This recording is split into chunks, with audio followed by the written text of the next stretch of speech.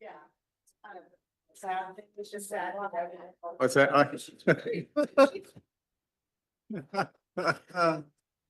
How are you? Thank you. Good.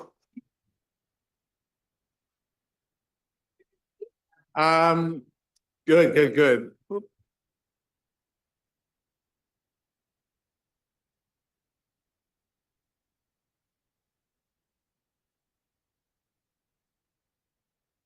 I know.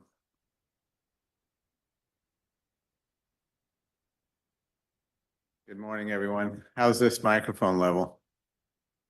Good. Okay.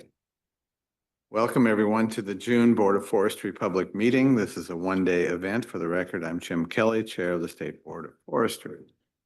Today's meeting will be live streamed on YouTube. To make sure our viewers online can follow along, I'll provide some best practices and housekeeping tips. Everyone participating in the virtual and physical meeting room, please silence your cell phones and try to limit background noises. For online participants, remember to mute yourself when not speaking and disable your video when not presenting or providing public comment. We ask everyone participating today to state their names before speaking so that those listening can track commentary for the meeting recording. If you experience technical issues in the meeting, use the chat function on to connect with our ODF hosts during this event. For the June meeting, we have 10 decision items in front of the board, 7 in block form, i.e. the consent agenda, and 3 items on the agenda to include the Forest Protection Association budgets. As a reminder of our general order of operations, after an item is introduced, I'll invite presenters to begin. And then if board members have any clarifying questions, they will be able to raise their hands and I will call on you. And we will try to do our best to ask questions one at a time. After each presentation, we'll shift to a discussion space where the board can ask further questions or present a motion for deliberation before coming to a vote if it's a decision item. Ooh.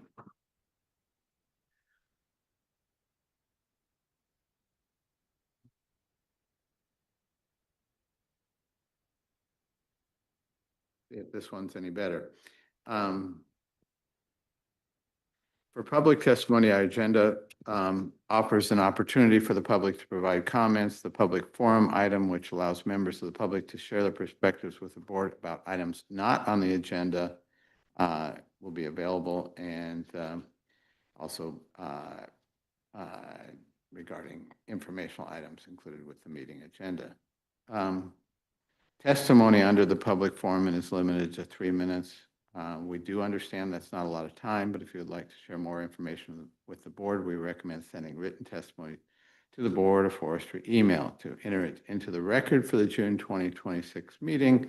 All written testimony is due by June 17, 2026. With that, any questions? All right, I will then a roll call of board members to confirm that we have a quorum for today's items. Liz Agpawa. Chair Kelly, I am here. Keith Curtis. Present. Ben Doimling. Here. Joe Justice. Here. Lexi Lovecchio. Here. And I'm here obviously as well. Our next, Brenda, how did boy, oh boy, I need to retire. Brenda McComb. It's okay, Jim. This is fine. I think I'm here. Did I miss that? All right. Next up is our opportunity for just introductory comments from any board members, myself, and the state forester. I'd like to start with the state forester.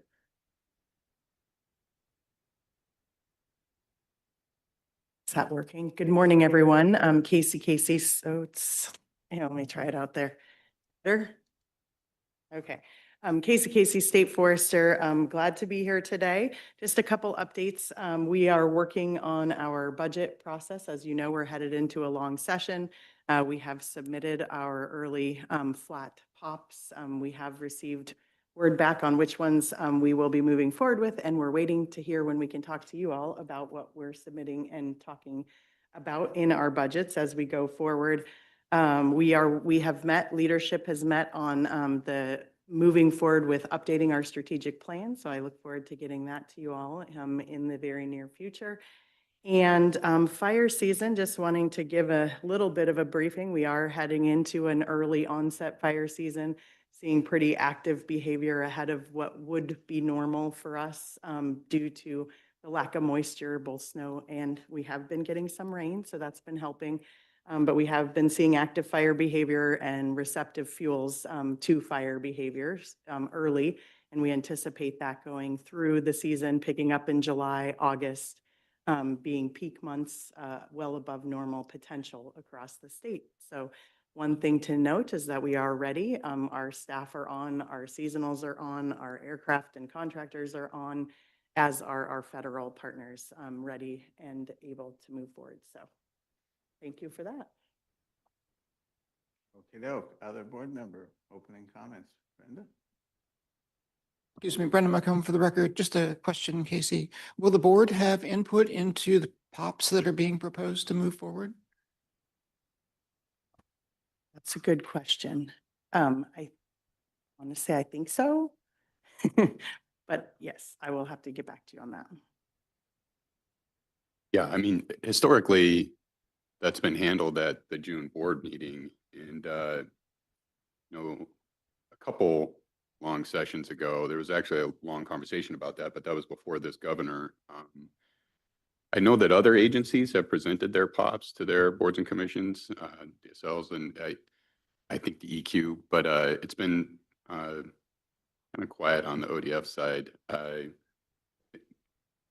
You don't necessarily answer to this board, but I'm certain you would find we have opinions on those if you brought them to us. Yeah, thank you. And it's, yeah, it's been, I think, in law or practice for a long time that we aren't supposed to speak to the decisions put forth in our budget until it goes into gov approved. And that's been in practice for quite some time. We probably just haven't been following it. And so I'm just new here and reading rules and learning. So I will talk to you all about that when I can. We are working with the budget office and asking when we can bring that to you guys, and I will do that as soon as I can. Yeah, I don't think that's new in terms of how that works with the governor's office, which does not stop us as board members from talking about things that we would like to see in POPs. Certainly at the end of the day, even though it's not on our agenda, there'd be an opportunity for any of us to talk about that. Casey, can you talk a little bit more about what your team is doing on the strategic planning front? Yeah, looking more toward implementing it. You guys did some great work. We together did some great work on the vision and really putting that into an action plan for the agency, and something that the agency is bought into and actually moves forward, as these are our guiding lights and this is our practices. So a lot of good work in the early stages. We just need to take it to that next step of implementation. Okay, Brenda? Just some feedback on that. Thank you for that information. That makes me feel, those of us who were involved in developing that vision document, like our work was received, and that's really nice. Thank you. Okay, any other opening comments? Not seeing in, I think we will move ahead and we'll move directly to the consent agenda items. And first of all, would anyone like to declare a conflict or an appearance of a conflict on the presented en bloc items on the consent agenda? Okay, not hearing any, but is there any discussion, or would anybody like to present a motion? I'd just like to make a quick comment, and I can make it after the motion is made if you'd prefer. I didn't hear you. I can make my comment after the motion is made if you prefer. In fact, I could make the motion. Hey, go ahead and make a comment. Okay, well then, my comment is just that I remain confused about the board's role in assessing these orders on forced practice violations. I don't think it works the same way in every agency, but the way it goes down here is we basically receive the staff report, which of course the agency has a particular perspective on any particular circumstance. They brought the enforcement action. And then we receive the proposed order, which is what this body concluded. And then we're given an opportunity to like choose from among all alternatives. Like we can entertain written or oral argument, we can remand the matter to the ALJ. But given the materials in front of me, I have no ability really. It appears plain from the materials in front of me that these are violations, that we should adopt the order. And I'm just kind of a rubber stamping body here. It's not really a contested environment where anybody else's perspective is presented to us. So with that, I do intend to move to adopt these en bloc and support them. I think that's the only thing I am in a position to do.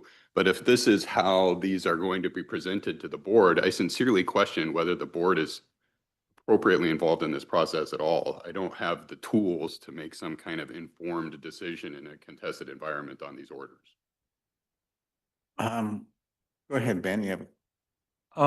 Ben Darmling for the record. Thank you, Heath, for that. And I tend to agree with you on one level, but I think my understanding is this is just that is a hearing on, it is an opportunity for us to understand the facts. Perhaps staff could correct me here, but I think the three individuals would be offered to make testimony if they so chose and provide testimony to us. That is a fact question. Like absent us requesting it, I don't actually think that's true. This is just brought to us on a consent agenda item. No. We've, in the years I've been on this board, most of the time when we get these, nobody is coming to us, but we've had a couple of exceptions where people have actually come and pleaded and been able to talk to the board. In the years I've been in each case, that didn't lead to any change. I mean, looking at the documentation. No, I agree. Actually. It's a huge amount of process that does happen before it gets. No, I actually agree with all of that. And I only mean to question whether the board's even appropriately involved at all or whether this should be. I would be surprised if that were true, Ben, because Douglas County didn't appear for that big FPA action. And I think they would have if given the opportunity. So I don't know for certain the facts, but nevertheless, here, I'm prepared to make this motion. I just wanted the public to know. I don't feel like I'm in a position to make some kind of informed decision on this. It's mostly perfunctory. That's fair enough. Brenda? Just a point, Greg, is Greg here? Before the meeting, he had file folders on the. Really big, really. All of the documents, if we wanted to dig into any of them. Like, what am I?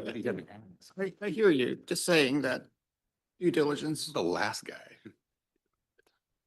So, unless others, I move to approve the consent agenda items A through J as listed in block. And I have a motion by Heath Curtis, seconded by Liz Ogpower, and to adopt this in block A through J. And okay, with that, I'll call for a vote.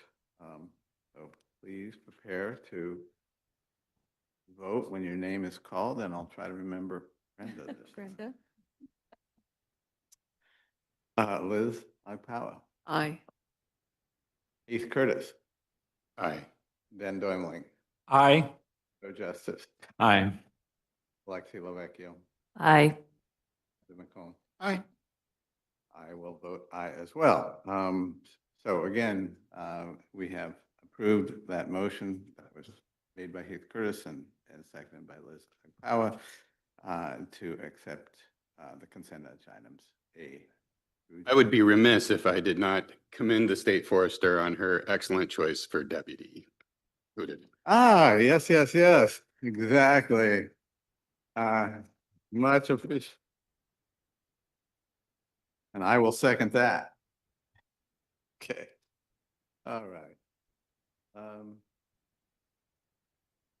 All right, up next is our time that we have allotted for the public forum. And this is an information item. For those participating, we ask that everyone in the queue, whether online or in person, not to exceed their allotted time of 3 minutes. As a reminder, this forum is reserved for remarks on topics off the agenda. Before you begin, please state your full name and associated affiliation if you are representing a group or organization. A timer will be provided to track your time, and each commenter will be called on by the board administrator. With limited time available, anyone who exceeds their time will be prompted to provide a closing statement and then muted. With that, Shauna, are we ready to engage with public comment? Okay, I will let you lead us through that. Wonderful. Thank you. So today we have 9 people in the queue who have signed up to provide commentary today.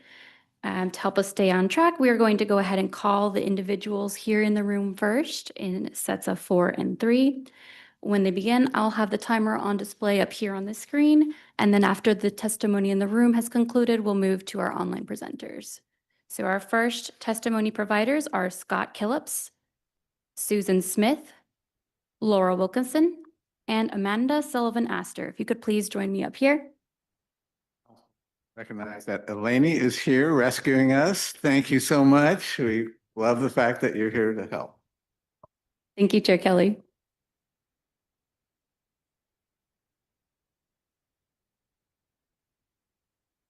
All right, Scott, if you're ready to begin. Okay. Chair Kelly, members of the board, and State Forester KC, thank you for your service and for the opportunity to provide this public comment. For the record, my name is Scott Killips, and I'm a volunteer with 350 PDX, a climate justice organization. My comment regards the omission of climate leadership topics in the board work plan for 2026-27, which was discussed at the board retreat in February.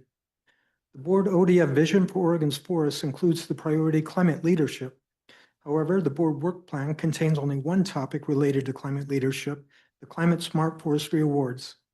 I believe this is inadequate to realize the climate leadership priority. I believe that the board work plan should include at least these additional topics: a review of ODF's implementation work plan for Executive Order 2526, a review of ODF's 5-year update to the Climate Change and Carbon Plan, an update on ODF's implementation of the Forestry Natural Climate Solutions Fund, and an update on the ODF Forest Carbon Accounting Program. Realizing climate smart forestry leadership at ODF and achieving the goals articulated in the Climate Change and Carbon Plan requires the active participation and leadership of the ODF executive team and the oversight of the board. It requires a whole-of-agency approach. As such, periodic updates to the board should be included in the board work plan. Thank you again for your service and for the opportunity to provide a public comment. Thank you, Scott. Laura? Good morning, Chair Kelly, members of the board, and State Forester Casey. My name is Laura Wilkinson, and I work for Hamilton. Thank you for the opportunity to testify this morning.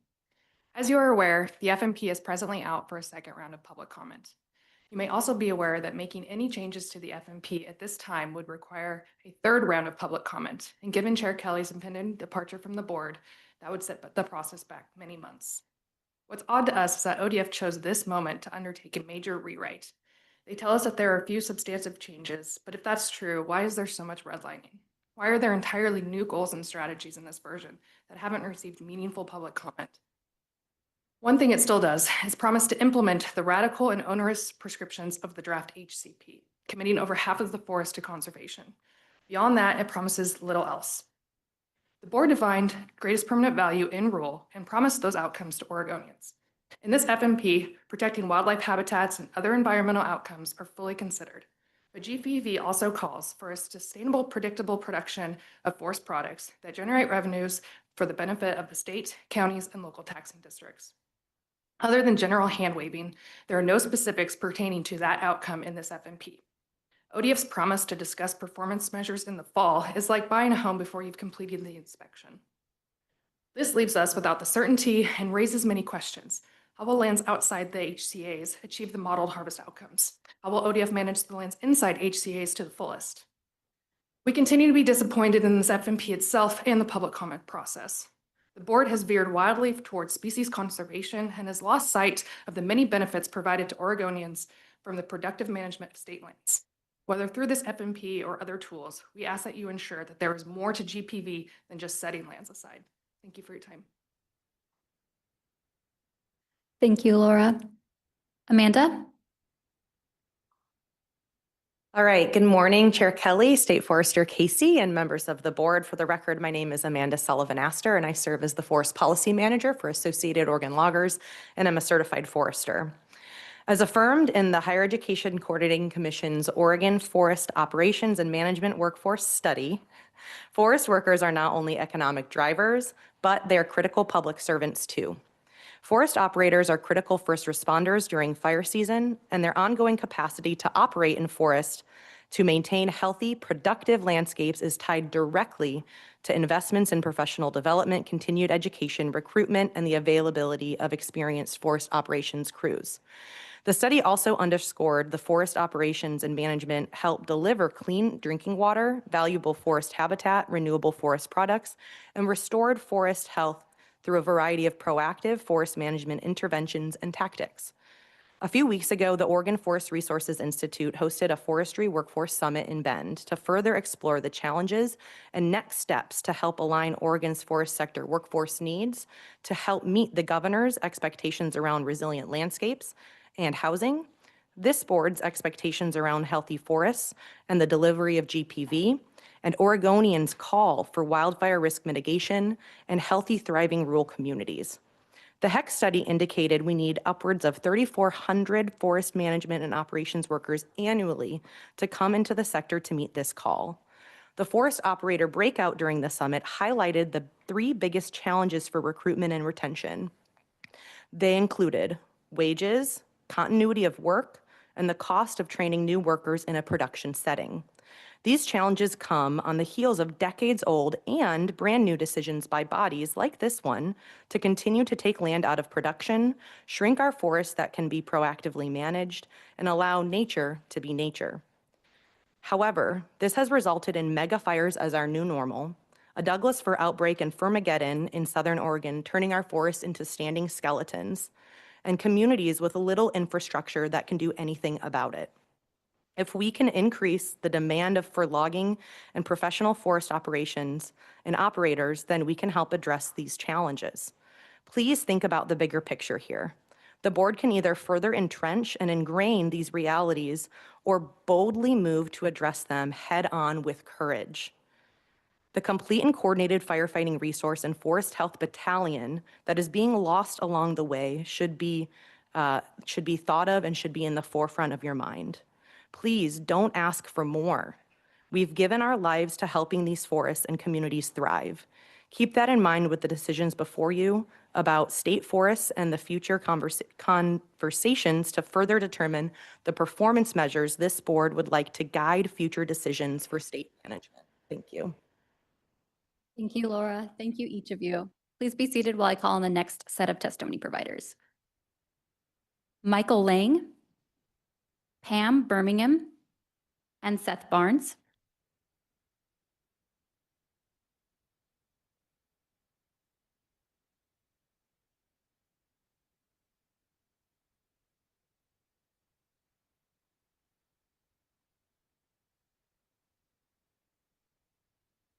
Michael, you may begin when you're ready.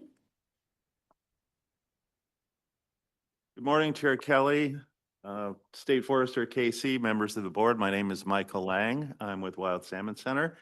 And I'm going to make a little departure from my normal policy recommendations, although I will acknowledge that Wild Salmon Center does understand some of the concerns raised by the previous speaker regarding the draft FMP. I'll just say that.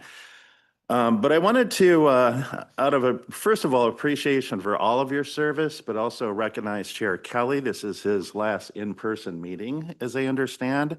So I wanted to read a letter into the record, just showing appreciation. So, and this is from the State Forest Coalition. The members of the State Forest Coalition wish to express our appreciation for your years of service on the Board of Forestry and for your leadership as its chair.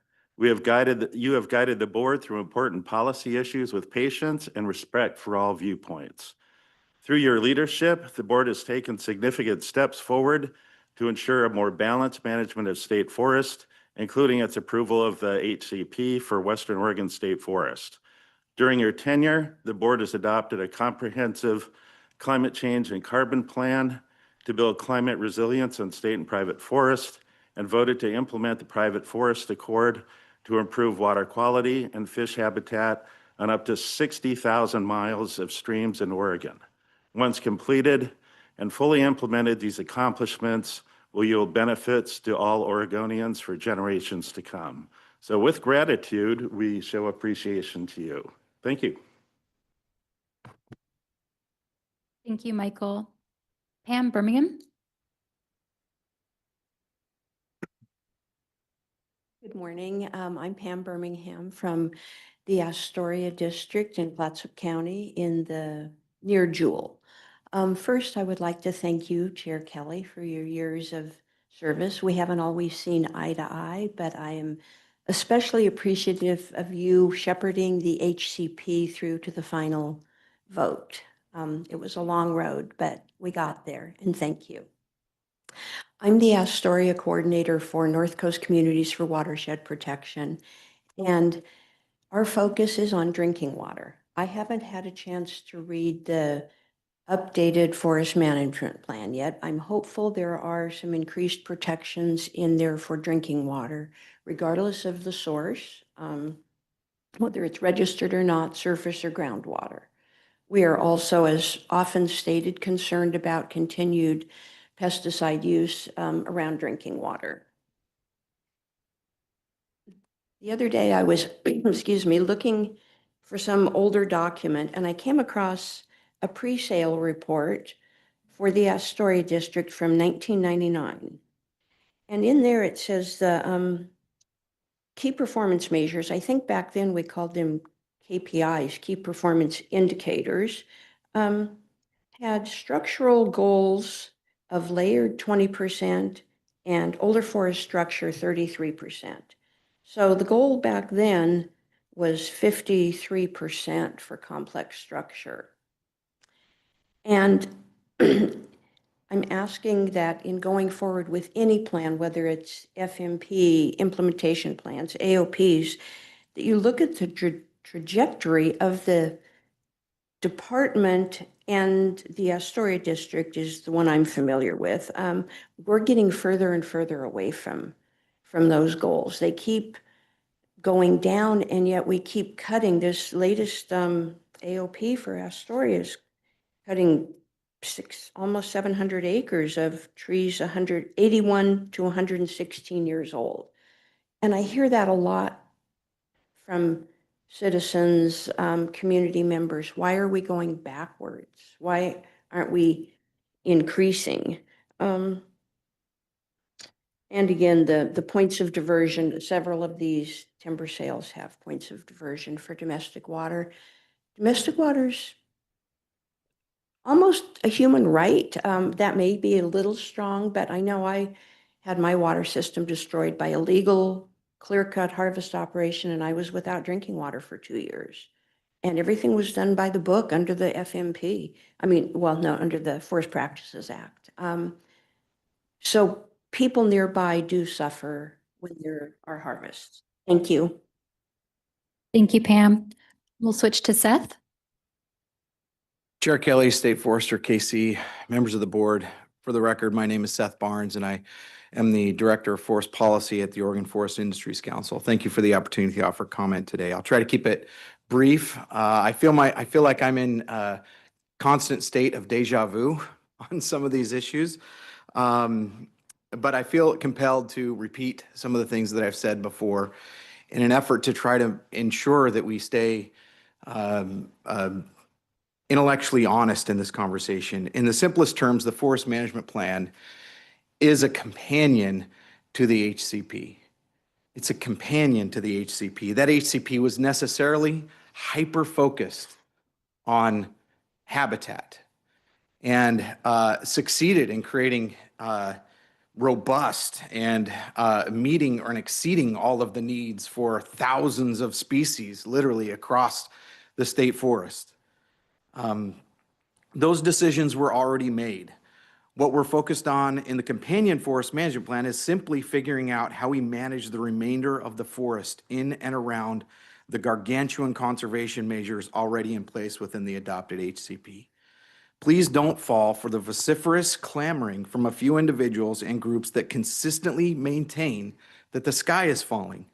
These voices would, for the purposes of this discussion, have you forget or ignore the companion habitat conservation plan with all of its massive conservation measures and continue your effort to further restrict management on the remaining forest instead of addressing the economic and social realities that demand your attention if the board is ever to achieve greatest permanent value.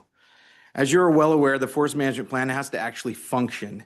It has to avoid another state forest disaster in Oregon. It has to work not only for the species, but for the counties, for the local communities, for the agency, and for the state. And it has no chance of working if we are continually stuck in Groundhog's Day with no memory of what was already accomplished and no ability to transition the conversation to a focus on the other aspects of GPV.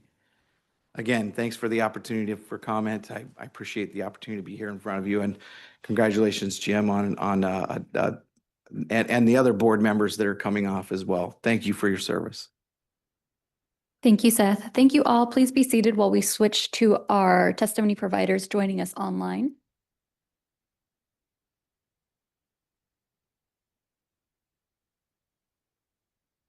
All right, Carol Valentine, are you still online with us? Yes, I am. Perfect. It's your turn. Thank you. Good morning, Chair Kelly, members of the board, and State Forester Casey. My name is Carol Valentine. I'm testifying today on behalf of the Sierra Club's Oregon chapter, and my comments focus on the toxic pesticide spraying that remains routine in the state forest timber program. Far too many rural and coastal Oregonians have been subjected to decades of exposure to toxic chemicals applied on private timberlands and our state forests.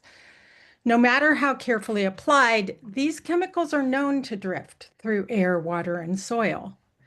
Every logging operation releases carbon, disturbs soil, and adversely affects watersheds, but continued industrial-style logging and repeated toxic chemical spraying in state forests also affects the drinking water of nearby residents and downstream coastal communities. This environmental injustice needs to end. As the State Forest Coalition noted in its recent comments on the 2027 annual operating plans, herbicide use on state forests isn't necessary for the productive growth of conifers. It risks harming fish, wildlife, and human drinking water. So trees can be harvested a mere year or two earlier, yielding just slightly greater short-term profits at an unacceptable cost to the environment and human health. Rural Oregonians whose drinking water relies on surface and groundwater resources adjacent to or downstream of logging and spraying deserve clean drinking water and freedom from unnecessary risks to their health. We ask the board and ODF to phase out spraying immediately. To close, on a different topic, I'd like to add our voice in the thank you to Chair Kelly for serving as chair and for your years of dedicated service on the Board of Forestry. And thank you to the board for the opportunity to comment today. Thank you, Carol. Darlene Sherman. Hello, this is Darlene Sherman, Chair Kelly and Board of Forestry members. I am a member of the 350 PDX Forest Defense Team, and I'd like to address the issue of performance measures today. According to the draft final FMP, the performance measures are selected by the Board of Forestry based on metrics that the board considers key to ensuring progress towards FMP resource management goals, maintaining accountability for management commitments, and supporting the adaptive management process and aligning with the IP and HCP reporting timelines.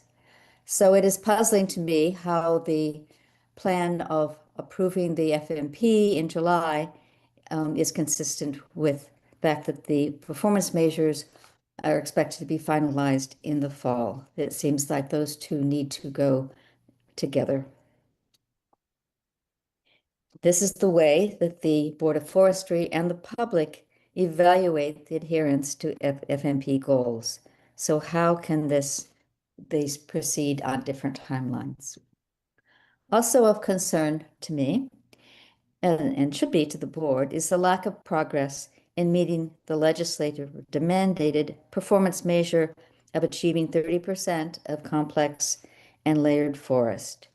It does not have a timeline of when that will be achieved. However, in the latest report to the legislature, a decline in complex and layered forests in the northern part of the plan area to less than 12%. This means that the DOF is cutting these older forests faster than they are growing. At this rate, they will never achieve the mandated 30%. While the DOF seems to be saying that conservation areas designated by the HCP will provide these complex forests, they do not meet the requirement currently. Until they do, complex and layered forest outside the conservation areas should be contributing to that complex and layered forest component. In fact, the dispersal habitat requirements of the HCP will demand it. Thank you for your work on the board, and I really hope you can consider these comments as things move forward. Thank you.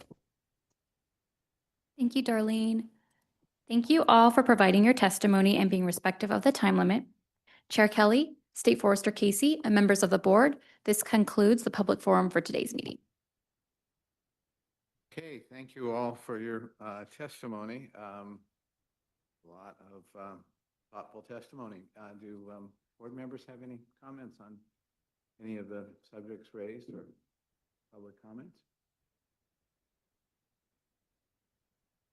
Okay,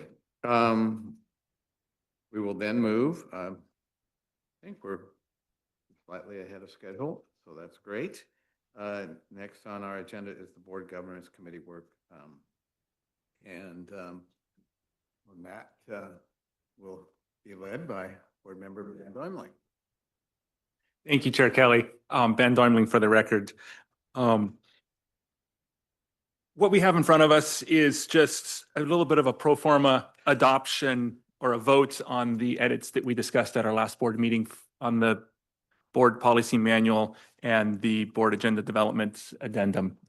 So I just wanted to flag there was one word that we changed in the board agenda development since our last meeting. And maybe Heath can remind me, I think there was one word we changed for grammar in the board policy manual since our last meeting, but substantively they have not changed. And I would entertain discussion or a motion. Okay, before we go to a motion, since this is a decision. Oh, right. Need to find out if we have anybody signed up for public comment on this. Kind of guessing that we do not. Oh, we do have one person. Okay. Yes. I'll repeat the what I've got to say here for that. Please, Scott, limit your allotted time to 3 minutes, and this you'll be speaking to this item that is on this agenda. And so before you begin, please state your full name and associated affiliation. If you're representing a group or organization, and as before, a timer will be provided to track your time. And with that, Shauna, or Eleni, are we ready to move ahead? Okay, welcome. Chair Kelly, members of the board and State Forester KC, for the record, my name is Scott Killups and I'm a volunteer with 350 PDX, a climate justice advocacy group.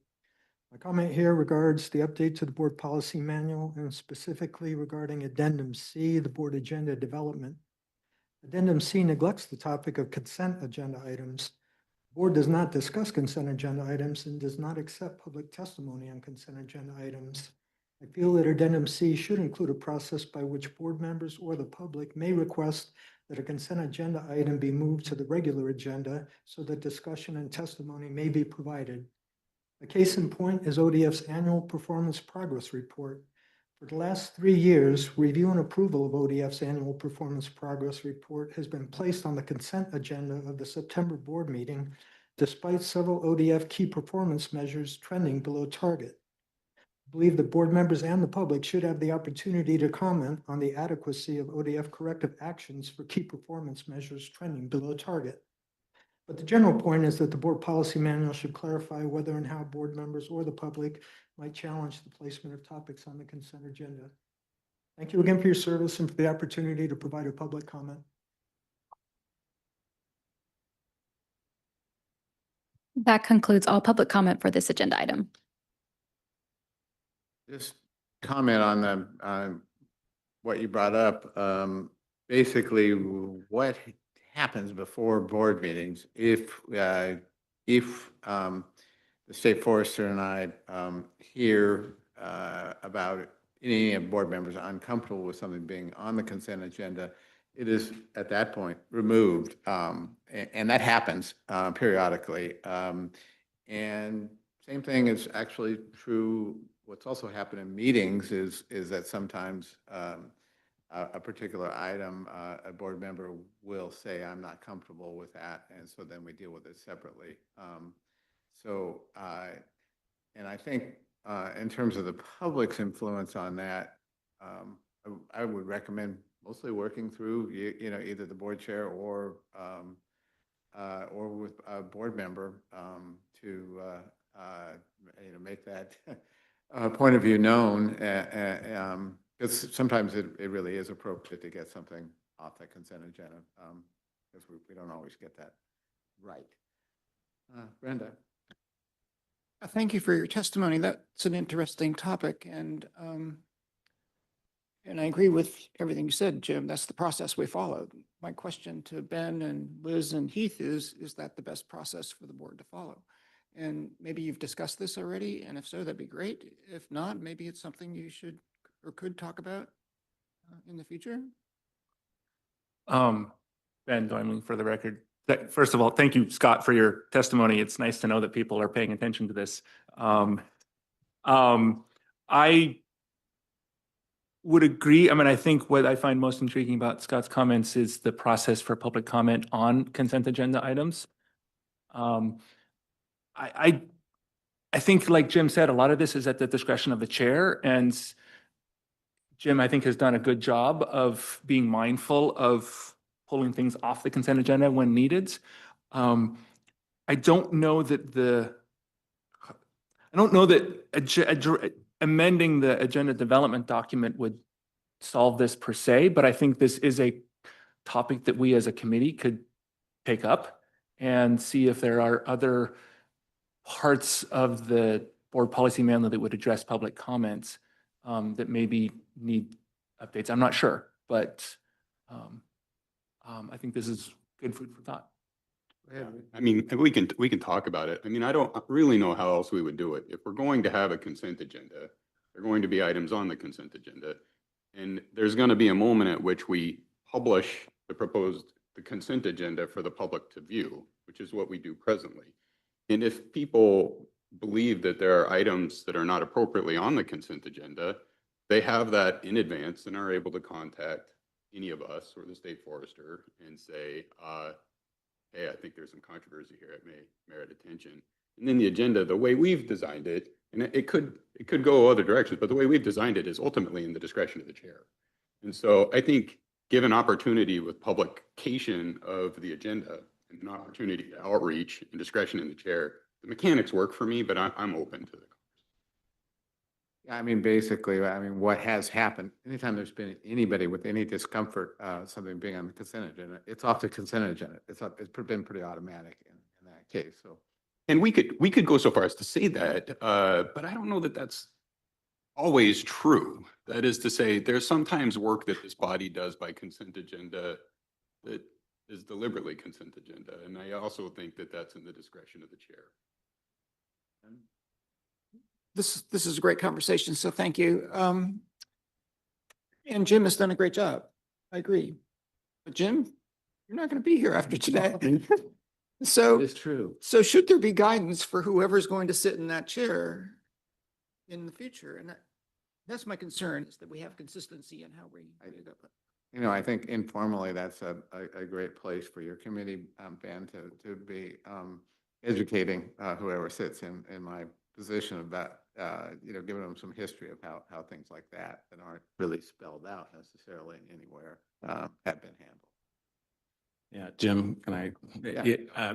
I agree. I think the process has worked really well. Quite frankly, on my time on this board, many times we pulled items off the consent agenda for, I mean, sometimes I disagreed, but you know, we actually pulled them off, and consent agendas are here for efficiency, and our discretion of the chair to, you know, to facilitate a meeting efficiently. So, you know, we can't forget that. And, I mean, I'm ready to make a motion to adopt the subcommittee's recommendations as presented, if everybody's ready for that.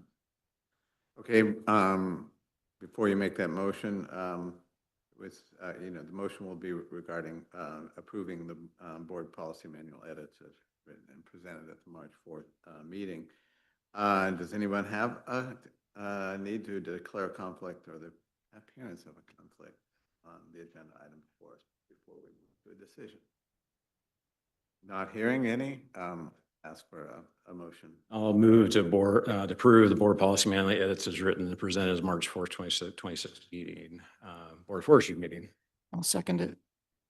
Okay, we have a motion to approve the board policy manual edits as written and presented at the March 4th, 2026 meeting. Joe has made that motion, and it's been seconded by Brenda.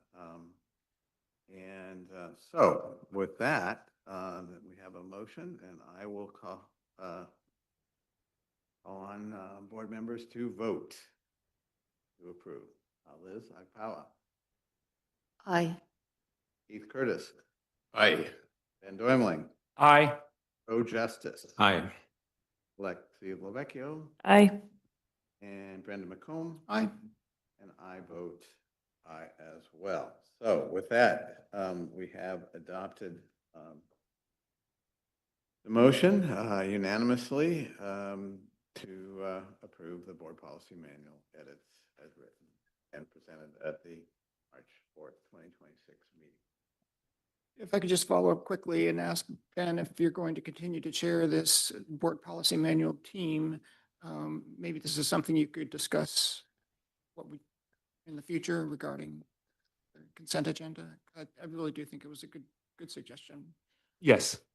I think that'll make it on our next agenda. I wanted to follow up as well, and I think this highlighted perhaps one last homework ask of Jim. If before you leave, you might write up a document of best practices for your successor. That would be, I'm sure, much appreciated. That's interesting. Yeah, I hadn't thought about that, but it would have been useful for me 6 years ago if I had had that, so I can accept that challenge.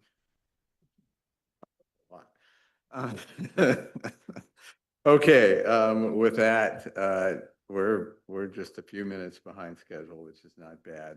So let's take a 14-minute break and come back at 9:35. How's that? All right. With that, Ron break.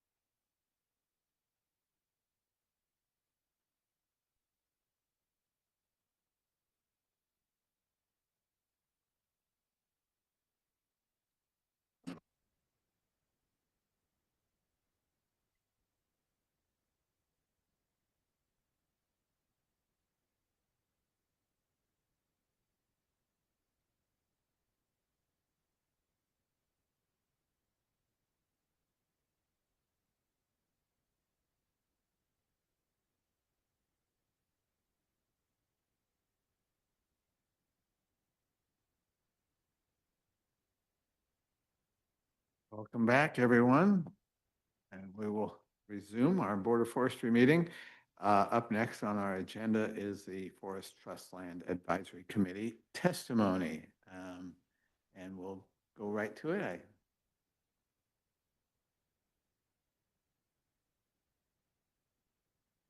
Please introduce yourselves. Oops, didn't turn on the thing. I'm Margaret Magruder. I'm the Chair of Forest Trust Land, and I'm a Columbia County Commissioner, and I have my bodyguard with me, Commissioner Will Tucker from Lynn County.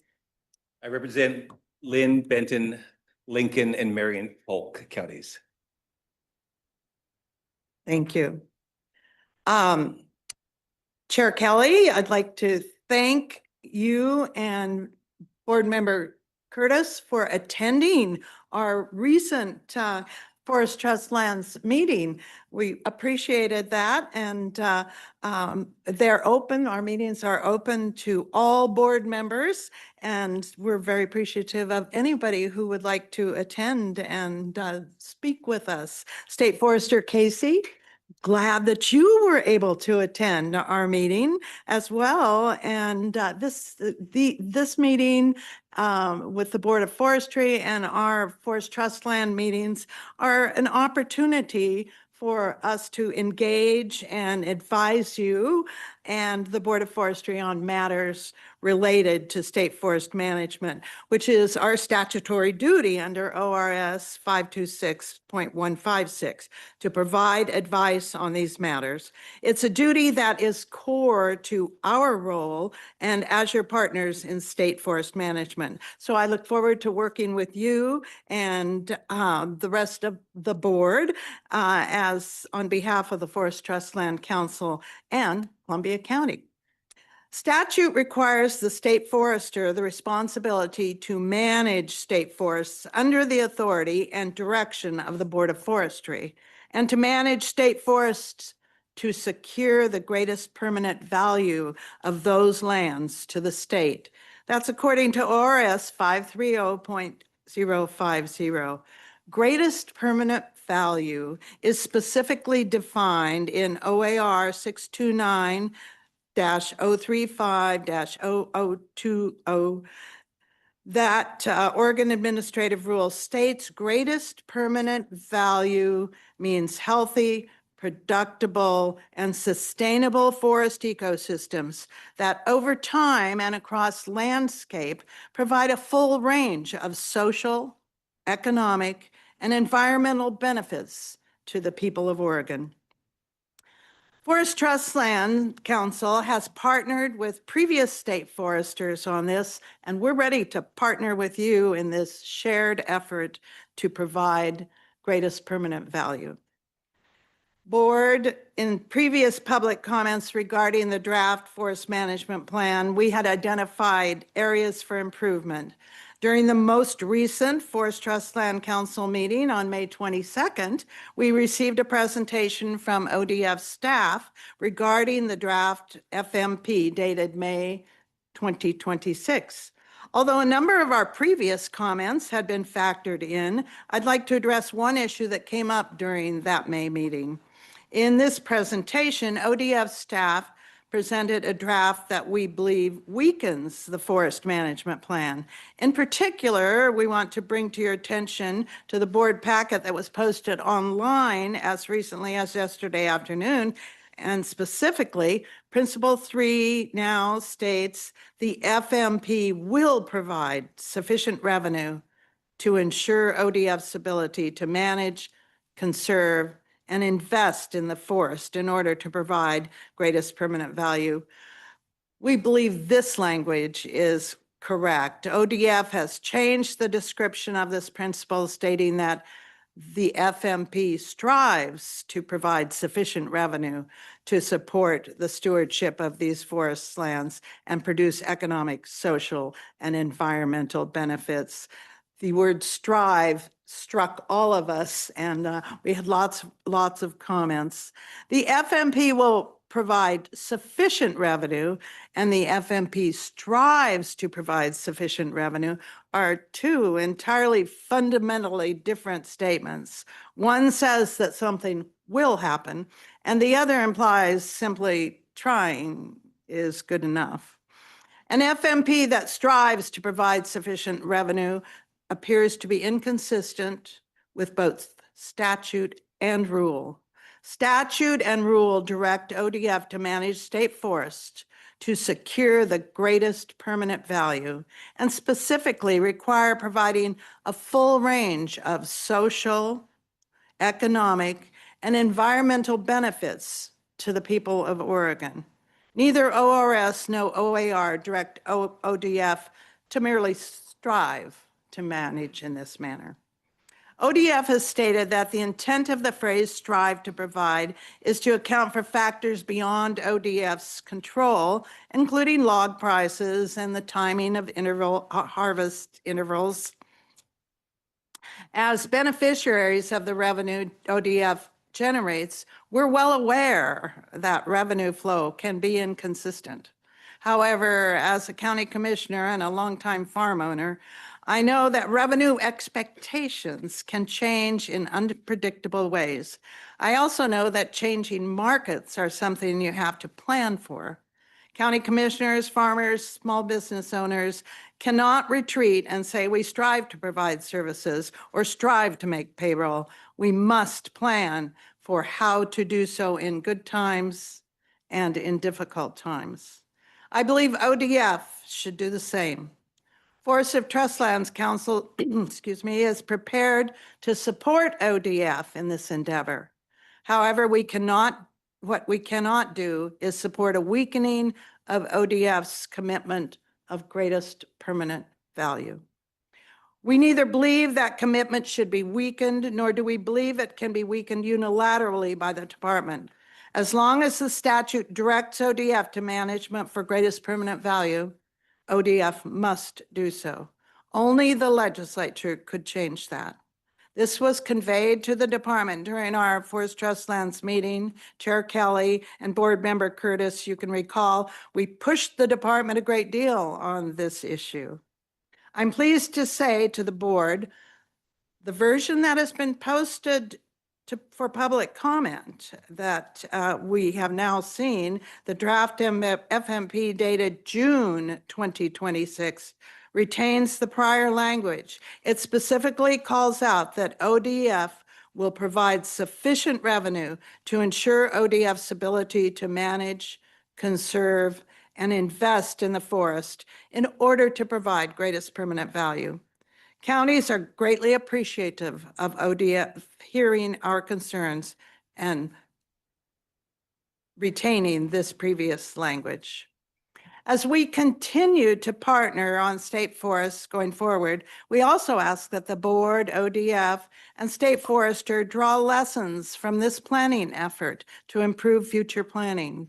ODF described at the Forest Trust Land meeting the stages of FMP planning. The timeline began in 2018 when the board approved guiding principles. In fact, work started before that to develop these principles and to gather public input. Over the 8 years since then, ODF has received input from the counties and stakeholders. ODF has produced draft goals, draft strategies, and draft plans. Even so, ODF continued to make changes to the plan right up to the release for this round of public comment. Even with all the changes in that time, few were substantive or responsive to public comment. The plan itself is highly generalized. This contrasts with the HCP, which includes highly detailed specifications of what management can and cannot be implemented. We recommend the state forester to do a complete review of ODF's planning program to prepare for the next major plan.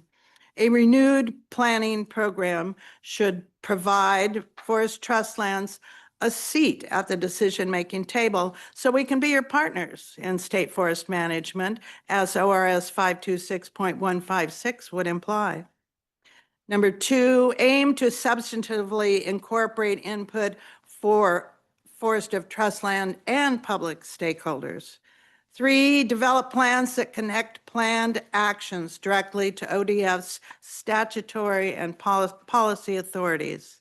And 4, develop plans that describe how management under the plan will ensure ODF's long-term financial viability to provide greatest permanent value.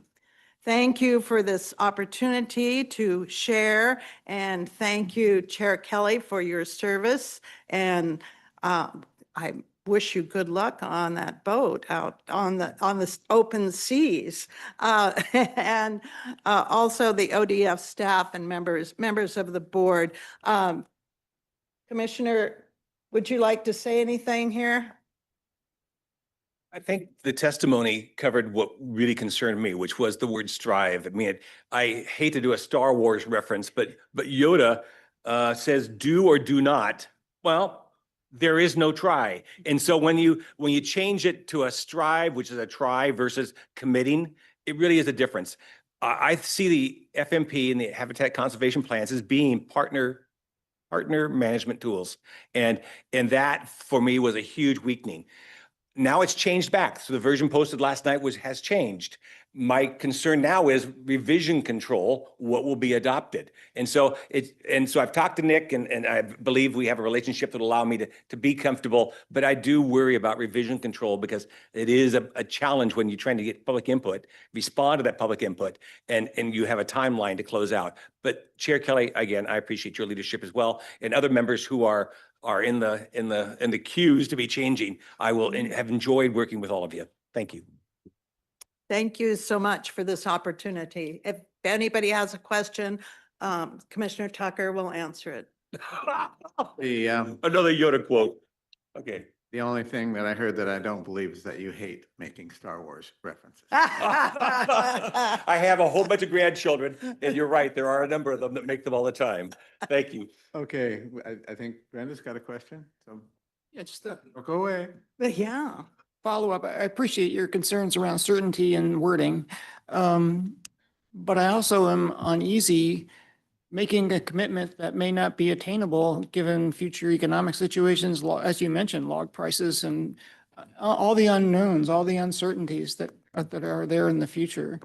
And I'm wondering if there's some middle ground that could be put in here into the text that says they will meet these financial expectations given the economic and other constraints that might change that. I'm not very articulate right now, but I'm trying to think about a way to kind of couch this as, yes, that's our goal. We want to attain that, but there's some uncertainties that we just can't predict. Well, I think that I'm not sure there's a way to put that necessarily into words as we each struggle with our own budgets. One of the things that we have to do at the county is provide the services that we are required to provide.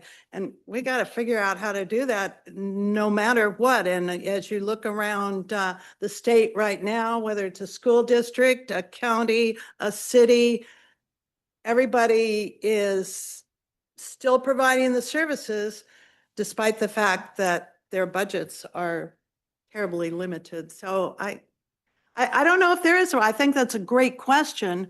That's a wordsmithing thing, and maybe, I don't know, Nick, what do you think? The only concern I would have is the fact that requests that have gone to the legislature from ODF have not been wildly successful. And so I would tell you that if you don't plan to make that revenue, I'm not sure with the competing issues before the legislature that we will have much of a forest plan if we don't plan. And the numbers that came out through the HCP planning processes, the numbers that come out of there show, in fact, you could and should have the revenue. In fact, you could even go higher still yet. But I believe the planning process has put forward numbers that I believe you could and will make your goal. If I could just follow up quickly. So I agree. I think that in the near term, over the next 1, 2, maybe 5 years, there's probably some degree of certainty in terms of what the income could be, given harvest volumes. But we don't know what's going to be out. This plan should be in place for how long? Maybe 10 years, 15 years? Can we predict that far out whether or not we're going to be able to meet these revenue constraints? I don't know. And that's what makes me uneasy. Thank you. Any other comments? I'd just like to repeat that, when I first came on this board and the Forest Trust Lands Advisory Committee, spent most of their time just talking past each other. And it was not a very constructive relationship, and it's really changed. So I think that's something we can all celebrate. Thank you. Okay, everyone. Next up, we've got a presentation on the Western Oregon State Forest Management Plan. And I think we've got Nick Alizado, right? You're there. And Justin. We'll turn it over to you two.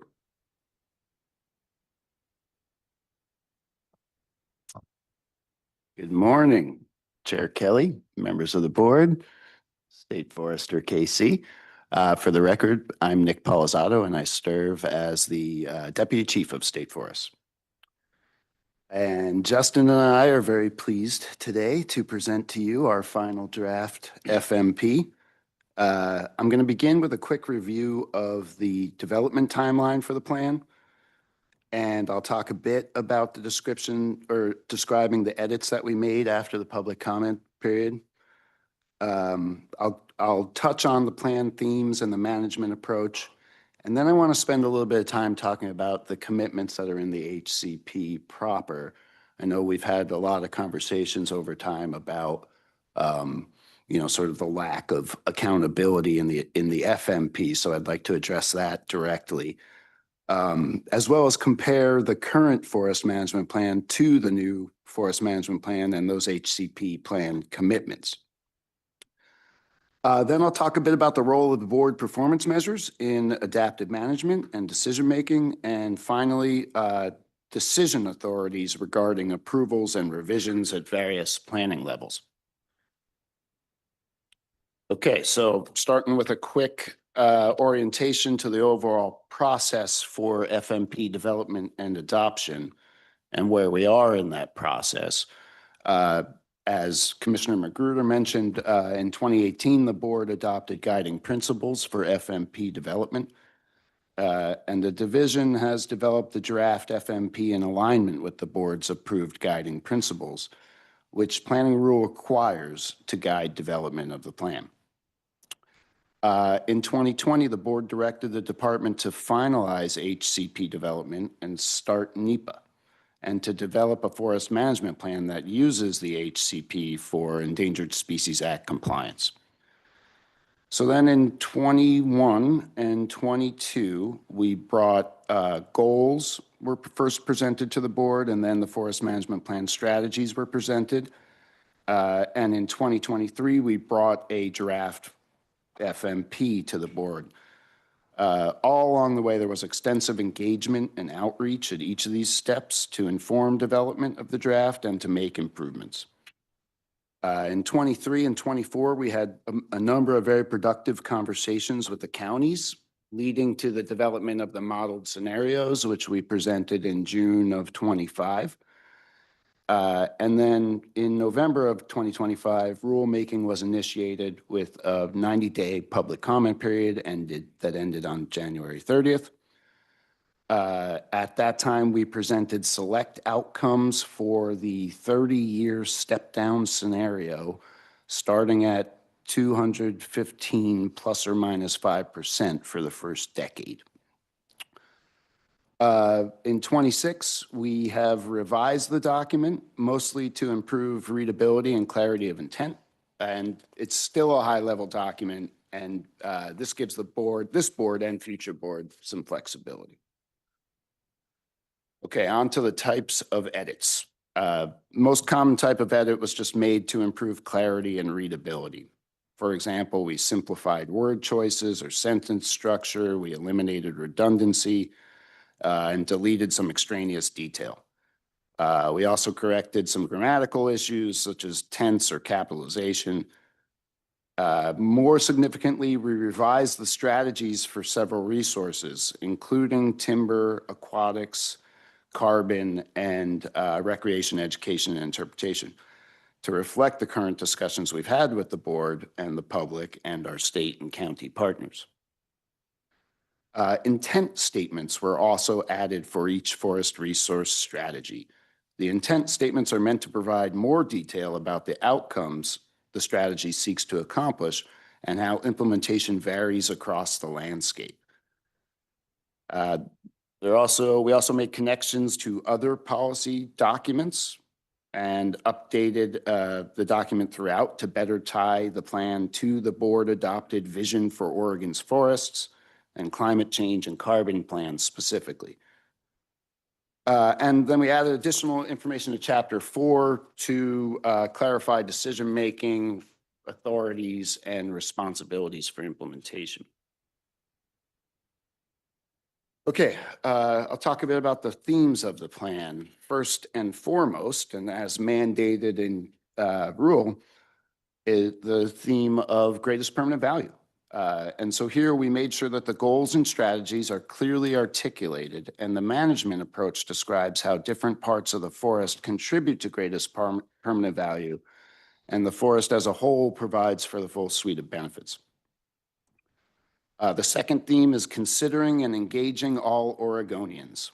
Here we placed an emphasis on tribal engagement and also re-envisioned recreation, education, and interpretation. So it's worth pointing out the current plan only mentions the tribes within the context of the state forest's history.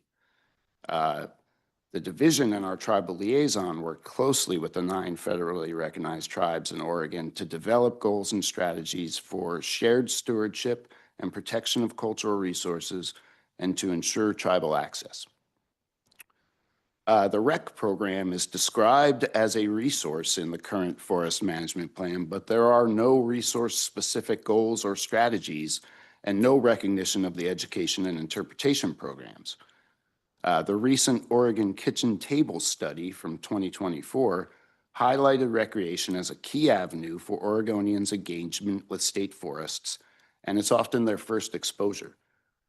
This new FMP formalizes a set of goals and strategies for recreation, education, and interpretation to increase engagement and opportunities for all Oregonians sustainably and in alignment with resource concerns. Next theme is resilience to climate change. Here, as I said, we connect to the board's vision and to the climate change and conservation plan. And the plan emphasizes resilient forests and adaptive capacity. The plan provides goals and strategies to increase the forest's capacity to adapt to and mitigate the effects of climate change. Both adaptation and mitigation are key tenets of climate-smart forestry, in which forests are actively managed to achieve resource goals, prepare for climate change, offset carbon emissions, and support communities reliant on wood products. Next theme is sustainability, which is about harvest and habitat and open access in perpetuity, with the intent that we be a global model for sustainability of a public working forest. And finally, adapted management, which is the continued evolution of practices and priorities based on monitoring and best available science to ensure continued provision of greatest permanent value. Okay, on to the management approach of the plan. As we've talked about, the plan is framed in terms of ecologically sustainable forest management. And the goal of this approach is to sustain and support the health and function of forest ecosystems and thereby improve sustainable delivery of ecosystem services. Healthy, diverse, productive, and resilient forests maintain and enhance ecosystem services and the benefits the public derives from them, including timber production, and are the foundation upon which a sustainable managed forest model is built. Ecosystem services are an expression of greatest permanent value, and managing for them provides for the full suite of benefits the public desires from state forests. The management approach also focuses on resilient forests. And here, primarily we're talking about young stand management. And so this is things like species mixes and planting densities and other young stand management activities. Species diversity. And so thinking about it in terms of various spatial scales, in terms of differences across our emphasis areas, the genotypes of the species and species migration, and doing so in an adaptive management framework so that we learn as we go. And then also density management, which is primarily about concerns around water quantity and fire risk. A key part of this management approach is the use of incidental take permits under a habitat conservation plan to achieve Endangered Species Act compliance.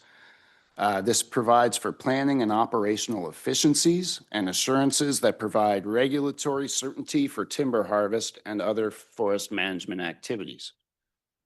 It also safeguards conservation values and represents a substantial commitment to rare and at-risk species.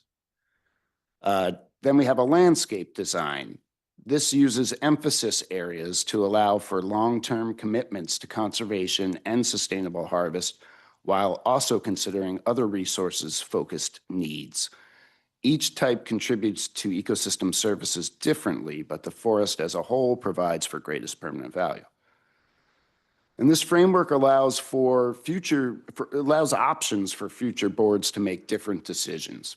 We're protecting and growing forward the timber asset, providing unrealized restoration, to date unrealized restoration and conservation benefits, and it leaves the door open for participation in carbon and related markets. Okay, shift gears a little bit, and let's talk about the commitments that are actually in the HCP, because most of the conservation commitments of the Forest Management Plan are located in the Habitat Conservation Plan. The largest of which are the habitat conservation areas and riparian conservation areas. And the habitat conservation areas are approximately 43% of the plan area, while the riparian areas outside of those habitat conservation areas are additional 7%. Thus, half the land base is committed to conservation and habitat for our rarest species. For example, the habitat conservation areas include almost all of the highly suitable habitat for northern spotted owls, marbled murrelets, and red tree voles, and a majority of the suitable habitat. And over time, management of habitat conservation areas and riparian conservation areas for old habitat conditions is expected to lead to a very different age class structure than those of current conditions. So these two graphs show age class structure over time, with current condition on top and 70 years out on the bottom. The light blue bars are the areas outside of conservation areas or habitat conservation areas, and the dark blue is inside those HCAs. And this is on 20-year increments. So in the middle there, you're looking at the 80 to 100, and about just sort of left of middle, you're looking at the 80 to 100-year class. Thanks, Justin. Again, this assumes that 215 plus or minus 5 in the first 10 years, and then a step down glide path over the first 30 to a lower long-term sustainable harvest level that we presented to the board in November. You can see, looking at the start of the permit term or at the start of the plan, most of the stands that are 80 years or older are in the habitat conservation areas, although not all of them. And most of the stands that are under 80 are outside of those conservation areas, although again, not all of them. And then at 70 years, you can see those habitat conservation areas are mostly over 120 years old, and outside remains mostly under 80 in a near regulated forest. This map shows those current age classes inside and outside of habitat conservation areas, which are shown in red. This is for a large portion of the North Coast. You're looking at most of Tillamook and Forest Grove districts and a portion of Astoria district. You can see most, but not all of the stands over 80 are in the HCAs. Those are the blue shaded, anything shaded blue. The darker blue are the oldest stands. Those are stands over 120 years old. They occur mostly on the west side of Tillamook and again are mostly in the habitat conservation areas. The intent of these habitat conservation areas is to provide function, meaning interior habitat, connectivity, and diversity for the species covered under the plan, the Habitat Conservation Plan. They're intended to be both robust and durable. And they get older by the end of the permit term or by the end of the plan. So here you have those same areas at year 70. Again, stands over 125 here are the darkest blue. And you can see a very different landscape with a very substantial conservation commitment. It's worth noting this also provides a large lift for other resources like carbon, like old growth forests, recreation, education, interpretation, timber in the way that it gives us planning certainty, special forest products, and then combined with those riparian conservation areas, this is a huge lift for aquatic systems. All right, I'll zoom in a little bit now and show how this plays out. These emphasis areas play out at smaller scales. And so the figure on the left shows a portion of the Astoria district. You can see in the bottom of the map there, the inset, and a variety of emphasis areas. There are habitats for native fish and wildlife, which are the focus within the habitat conservation areas in green and the riparian conservation areas in blue. The Northrop Horse Camp and Trail and several other recreation trails are shown in pink or magenta or fuchsia, whatever your preference. In these areas, emphasis is public use. There are operationally limited areas and visual emphasis areas in orange and purple. And then the yellow areas in the center of that map are proposed harvest units on general stewardship ground. And so the figure on the right depicts a closer view of those operations. Again, note the Northrop Horse, the equestrian trail there in the lower left, and the habitat conservation areas.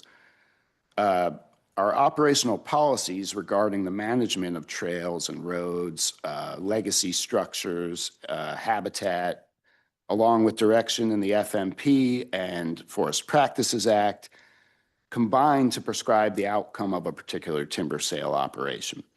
Here you can see the riparian buffers, which are set by the HCP in blue, and related inner gorges in those topmost units in pink, excuse me. There are clumped leaf tree areas within the harvest units, denoted in green, and then scattered trees denoted with black triangles. These areas reflect the standards within the HCP. Also note that there's a mix of stand ages within both emphasis areas. Mature stands outside of HCAs will eventually be harvested, and young stands within them will be managed to promote interior old forest characteristics and related habitat features. And the horse trail in my mind, just like with this new landscape design, presents a really cool opportunity to see the whole thing. You can see how it loops. It'll move through the conservation area out into the managed landscape and really provide a full view of our management activities and a lot of education and interpretation opportunities.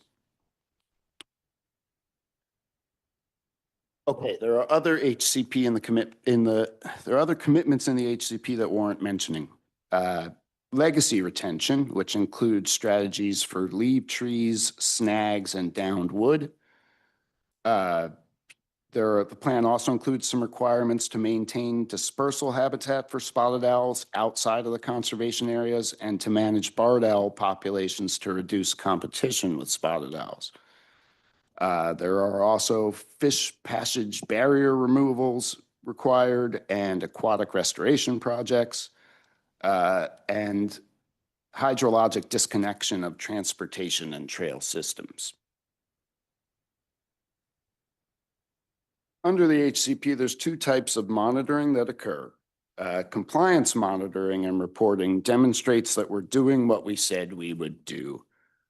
This includes everything from harvest and inside and outside of the conservation areas and other covered management activities, the habitat conservation area design and the management activities therein, our stay ahead provision, which entails that we show we are growing and maintaining more habitat on the landscape than is harvested. Avoidance and minimization measures, these are mostly seasonal restrictions. And then a number of requirements to report on riparian buffers, aquatic restoration activities, the number of barriers removed, the miles of road disconnected, miles of roads trails built or vacated. All of these are occurring are reported annually, and then there are 5- and 10-year adaptive management check-ins with the federal regulatory authorities, and it's all timed to the implementation plan schedule. Effectiveness monitoring and reporting is how we demonstrate that our conservation actions are achieving the desired outcomes. There's a number of types of effectiveness monitoring that we do, including the passive and active management in the habitat conservation areas, wood placement and barrier removal, riparian buffers and stream temp and turbidity, and species responses to covered activities and conservation actions, as well as efficacy of barred owl management activities and harvest effects on Oregon slender salamanders and red tree voles. Again, these are linked to the implementation plans with annual reporting and 5- and 10-year check-ins.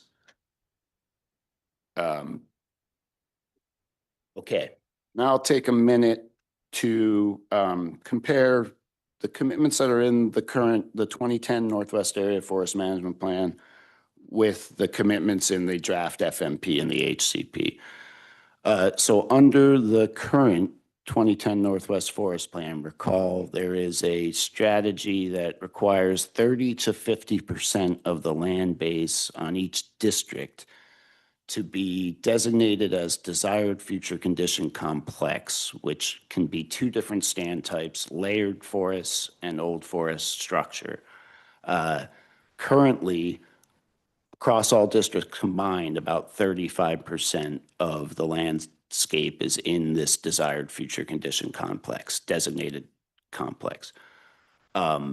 The management focus in those areas is on developing complex structure, but it's important to note here that it's in young forests. So our intent is not to grow old forests per se, it's to grow old forest characteristics in young forests.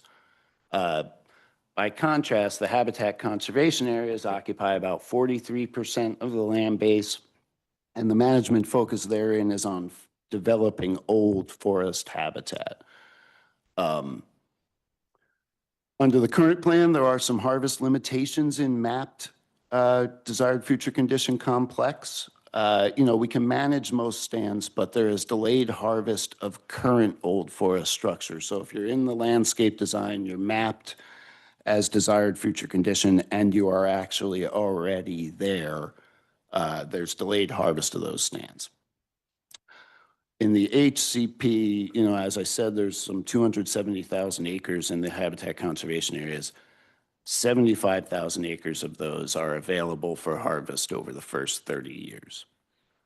The current plan uses a shifting mosaic with terrestrial anchors. So the desired future condition complex areas can move around the landscape. You need to have other areas to move into that are also can promote those conditions, but theoretically the whole thing can move.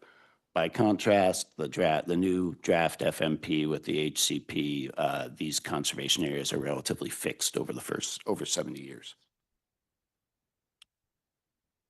Some differences in buffers between the two plans. Under the current plan for type F and large or for fish streams and large and medium non-fish streams, the buffers are 100 feet, though the way that we leave trees into there, it often exceeds that. And so it sometimes can be as high as 120.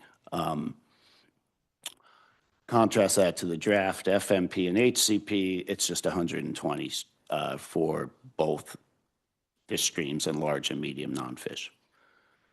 Small non-fish, 25 feet under the current plan, 35 feet under the new plan.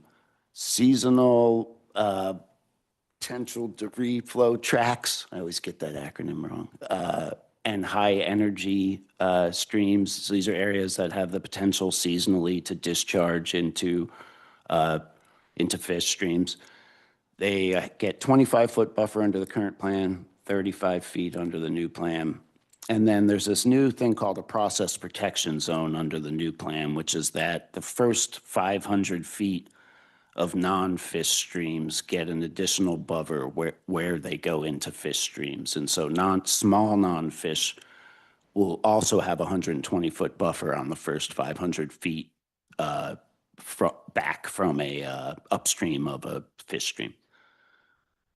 One of the big differences in these buffers is under the current plan, there's no harvest within the first 25 feet, but thinning is allowed in the rest of the buffer as long as it promotes a mature forest condition.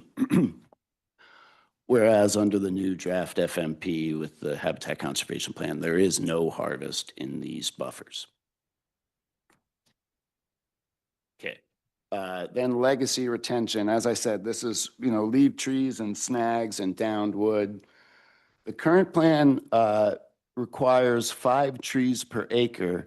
However, that is averaged at a landscape scale, and the riparian buffers are allowed to be counted towards that. So on the surface, that seems like you're getting more trees than you do under the draft FMP and HCP, but the new plan calls for 2 trees per acre at a harvest unit scale, and those riparian conservation areas do not count. So we are talking, you're going to get more upland leaf trees under the current plan, and you're going to see them in every harvest unit as opposed to under the new plan than under the current plan.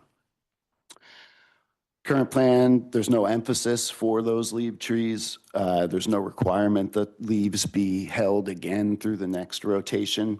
Under the new FMP, the emphasis for leaf trees is on large trees, old trees, and diversity. And those leaf trees are required to be kept through subsequent rotations. Snags and downwood are really similar. It's 2 hard snags per acre and 600 cubic feet per acre of hard logs. And under the current plan, new plan, it's the same with the additional specification that you retain all like old soft snags and downed logs, large legacy snags and logs. Quick point on that actually though. And so, we're managing for retention of large trees that can then become the next generation of large snags and downed wood, thus ensuring key habitat elements that are integral to ecosystem function and many ecological processes are continually recruited in harvest units across the landscape and through time. Comparing the other resources, some of the other resources among the two plans. For both plans, roads and trails, the standards and best management practices we currently implement will still be implemented. In addition, there are new HCP requirements that will take effect. And so, as I've mentioned, requirements around hydrologic connectivity. So there are timelines for assessment and repair of trails and roads. There are some trail limitations within the conservation areas, primarily, so there's a cap, but it's a large cap that our rec program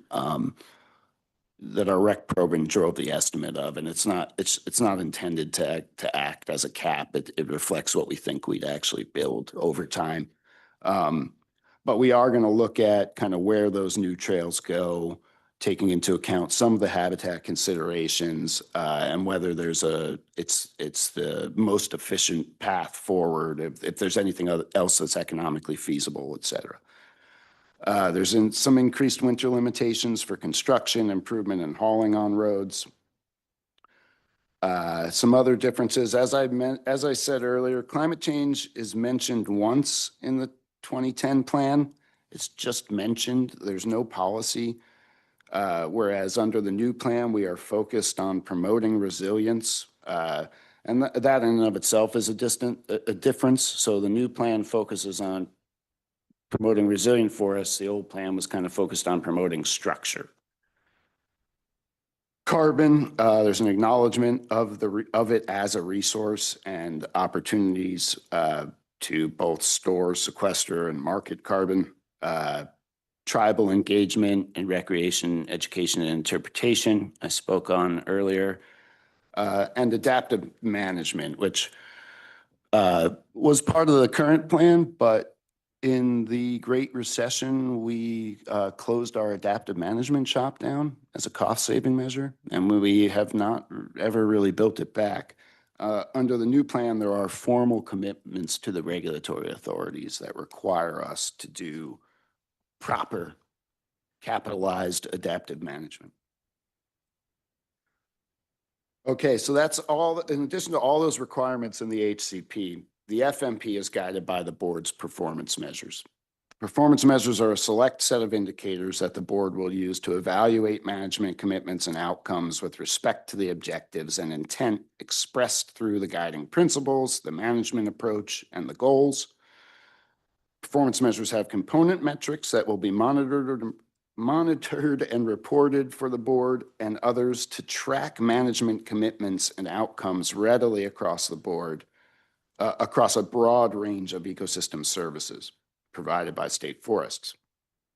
So they're intended to measure the plan's progress towards goals and performance in providing greatest permanent value, and they're reported annually and linked to the implementation plans. This slide shows the relationship between board-approved documents and other supporting documents and how performance is evaluated during implementation as part of the adaptive management process. So on the far left, you have state and federal laws that inform the HCP, things like FPA, the Clean Water Act, the Endangered Species Act, right? And then on the right, you have ODF-driven supporting documentation, such as Board of Forestry policy, the performance measures, the habitat conservation plan, et cetera. The red outlined boxes show Board of Forestry adopted documents. So these are the documents that you guys own that then inform the forest management plan. And then implementation plans are developed to reflect those higher level plans, and operations plans set annual objectives within the context of those implementation plans. Monitoring and reporting of operations and activities are used to inform subsequent adjustment or revision to performance measures and future implementation plan targets. The annual reporting timeline is linked to the implementation plan timelines, thus placing the adaptive management framework within the context of the existing planning cycle. The Board of Forestry reviews the FMP no less than every 10 years in light of current social, economic, scientific, and silvicultural considerations. and evaluates new info in the context of our guiding principles and the goals and strategies of the plan. And if the implementation plan, or if implementation is not achieving the board's desired results, as indicated, for example, from monitoring and reporting of the performance measures, the board may respond by directing the state forester to change implementation of the FMP through revising operational policies or BMPs or adjusting implementation focus. The board may initiate an FMP revision if outcomes cannot be improved by implementation changes alone. The board and state forester engage county partners, tribes, and other federal and state agencies, stakeholders, and the public to gather input on the proposed revision. So, and the point here of this chart, which we hope is improved from past ones, is essentially, those documents all flow into our implementation plans, which flow into our annual plans. We then conduct our operations. We're monitoring and reporting. That folds into adaptive management and comes back to the board where they're able to evaluate how we're doing. Okay. I'll talk a little bit about roles and responsibilities of decision makers in implementation and revision approval. So the Board of Forestry's role, obviously, to approve the forest management plan and the performance measures and approve revisions to the plan and performance measures. The state forester approves implementation plans and major revisions to our forest land management classification system. The State Forest Division Chief approves our operational policies that are specific to the division. Area directors approve some minor revisions. District foresters approve and implement our operation plans. The forest management plan is to be developed by the state forester to establish the general management framework for the planning area of forest land. The state forester is also required to develop implementation and operations plans that describe smaller scale, more specific management activities within the planning area. So the draft FMP, to be clear, contains the required elements, guiding principles, goals, strategies, and guidelines. However, some details used for implementation are found in other policy documents, such as the HCP, our policies, and the Forest Practices Act. All right. So I started my career here in the Pacific Northwest in 1998, doing owl and murrelet surveys for the Roseburg BLM at the supposed tail end of the timber wars. Spent the next 10 years doing ecological forestry research for OSU, UW, and PNW, while federal forest levels fell to near zero, which in turn contributed to intensification on industrial lands. I spent a few years in the private sector. I got a crash course in public processes and federal licensing, working on clean energy projects. And over my 14 years here at ODF, this is the third draft plan that we've brought to you.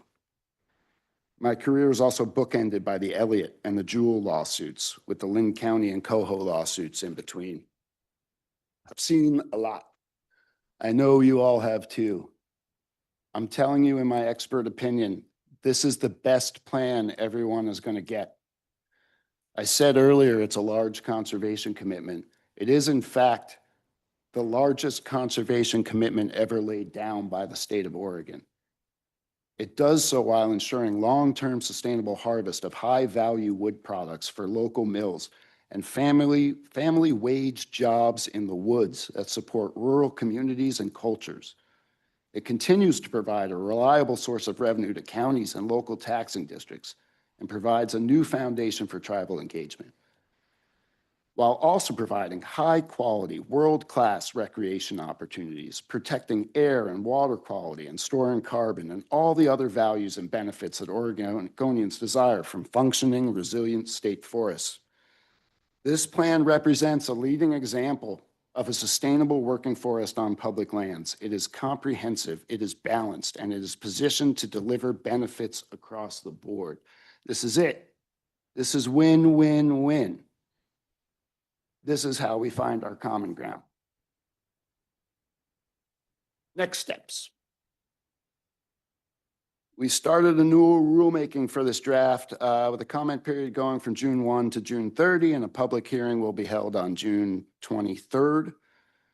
We have a special board meeting scheduled for July 22nd to return to the board for approval of the final draft FMP. We will, I'll probably mess this up, Justin, complete the process with the Secretary of State to adopt the FMP as a rule with an effective date that aligns with issuance of incidental take permits. And until then, we'll continue to implement the current forest management plan. We intend to come back to you guys in September to continue the performance measures conversation and refine specific component metrics. And then we'll be back in January with modeled outcomes for the performance measures for the next IP, or reflecting the next IP, so that allowing the board to adopt, to make refinements and adopt the performance measures, leading to implementation in fiscal 28. That is all I have. Thank you for your time. We welcome any questions. Excuse me, sorry. For the record, Justin Buttress, Policy Analyst for the State Forest Division. One minor correction I didn't catch in Nick's notes. The public hearing for the rulemaking is actually June 25th. I mistakenly put in there June 23rd. You did a great job on that presentation, Justin. Hey, I'm value add. He's here for Q&A. I just want to first say, I appreciate the personal history and you including that as well as, speaking both from your head and from your heart. And we don't get a lot of that. Thanks. Thanks. Okay, questions? I do. Thank you, Nick. I just, very good, very comprehensive, very clear figures and graphs. Thank you for reviewing that with us one more time. We have had a lot of discussion on the timing of the HCP and the FMP. Any more updates from the services on that? That seems to be my every meeting question. Yep. For y'all. Yes, thank you. For the record, Nick Palisato. So we just last week had what I think is our final, we have one more tomorrow, but essentially we're wrapping up our meetings with Fish and Wildlife Service, where we've been walking them through every line of the HCP. We intend to hand them a final draft of the HCP this month. Both agencies are still focused. It's still priority one. They're still positive that we will get through this and that take permits will be issued. NOAA is still in front, so they're just kind of waiting to get this final draft so they can finalize their EIS. Fish and Wildlife Service has started their BIOP. They need the final to complete it. We're still looking at, incidental take permits this year. That's what we've heard from both agencies. I asked them very directly last week, both of their project leads with higher ups present, if they have heard from DC that there's no intent to issue the permits to us, which is a rumor that we've heard that some lobbying in DC has gotten traction and we're never going to get these permits. And both agencies said, we haven't heard that at all. We have gotten questions from DC, which we've responded to, and it's the regional offices that approve these take permits. It's not DC. So they're on track. We're on track. Nothing's changed except that we continue to make progress. Yeah. Thank you. Thanks, Jim, and thanks, Nick, for your presentation and especially the historical account. Several of us have been through similar sorts of histories. A couple of general questions and then one specific question. So I understand that if the board approves this in next month, that the plan would become effective at the same time that ITPs would be issued. That's assuming ITPs are issued. So there's a question there. And you also talked about performance measures. And I guess for me to feel comfortable with approving the plan, I would like to see the plan become effective after the board has approved the performance measures and set targets for each one, so that there's a clear mechanism for accountability for the plan. And then the other general comment I had is that you referred to a lot of different documents. The HCP is the big one, but others, Forest Practices Act and others. And I don't know where to go in those documents to find what it is you're referring to in the plan. It's not clear. So if there's some way of having supplemental documents or somehow being able to accurately point to where in those other documents you're referring to, it would help the reader really understand what you're saying. And then my last specific comment, could we go back to the slides? Is that possible, or you? Yeah. You gave an example of one of the harvest units surrounded by all these other different land allocations.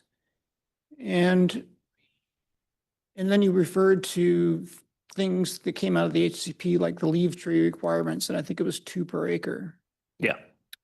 That diagram that you showed did not show, I don't think, 2 per acre, and it showed those trees scattered across the harvest unit, when in fact, 2 per acre, you could put, if you had a 50-acre stand, you could put 100 trees in one corner or along the edge of a riparian area, and there'd be nothing in the middle.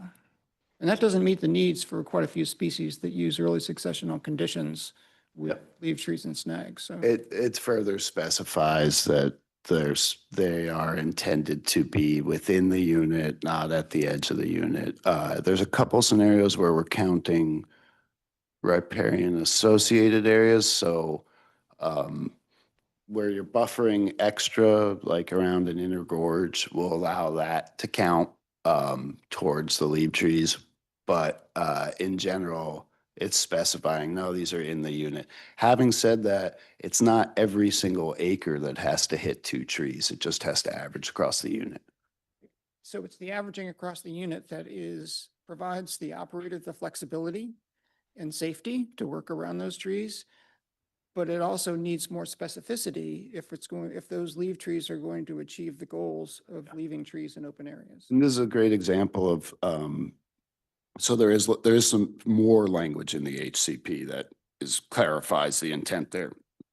But ultimately, much of this needs to be clarified in policy, in our own policy as we go out to implement on the ground.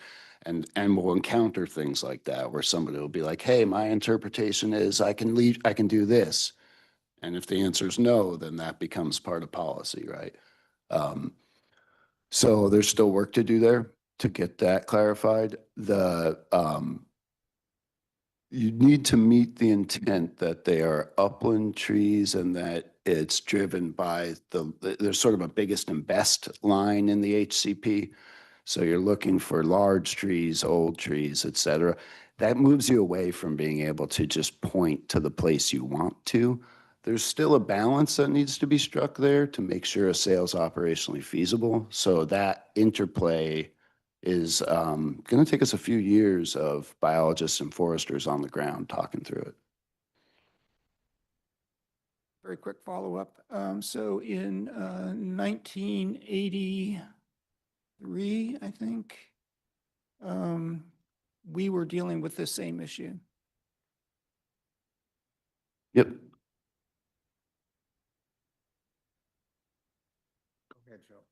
Yeah, thanks, Jim. Joe Justice for record. Thanks, Nick. I appreciate all the hard work you've done. I'll pile on with that. I have a couple points or questions. Can we back up one slide? Yeah, this is a great slide. Kind of a lot to take in and trying to look at from a distance, but over the 70 years of in the planning horizon here for the Habitat Conservation Plan, there are areas within general stewardship that are getting quite old, right? And I think that's just worth pointing out, that in the planning, I'm sure there's a number of reasons for that. Do you think that that has to do with stay ahead provisions? Do you think that has to do with non-declining flow? Do you think that's not operable? What do you think that is? Not the stay ahead. So a lot of what you're seeing are inoperable areas. And then some of it can just be, yeah, the model didn't grab it, but that doesn't mean that we wouldn't kind of think. So the model might be leaving something out there that during implementation, we're going to actually get it. We won't let it get that old. But a lot of that is inoperable. Like if you look, you go up to the Kilchis there, come inland a little bit into outside the HCAs. All the dark stuff out, that's all Kilchis inoperable.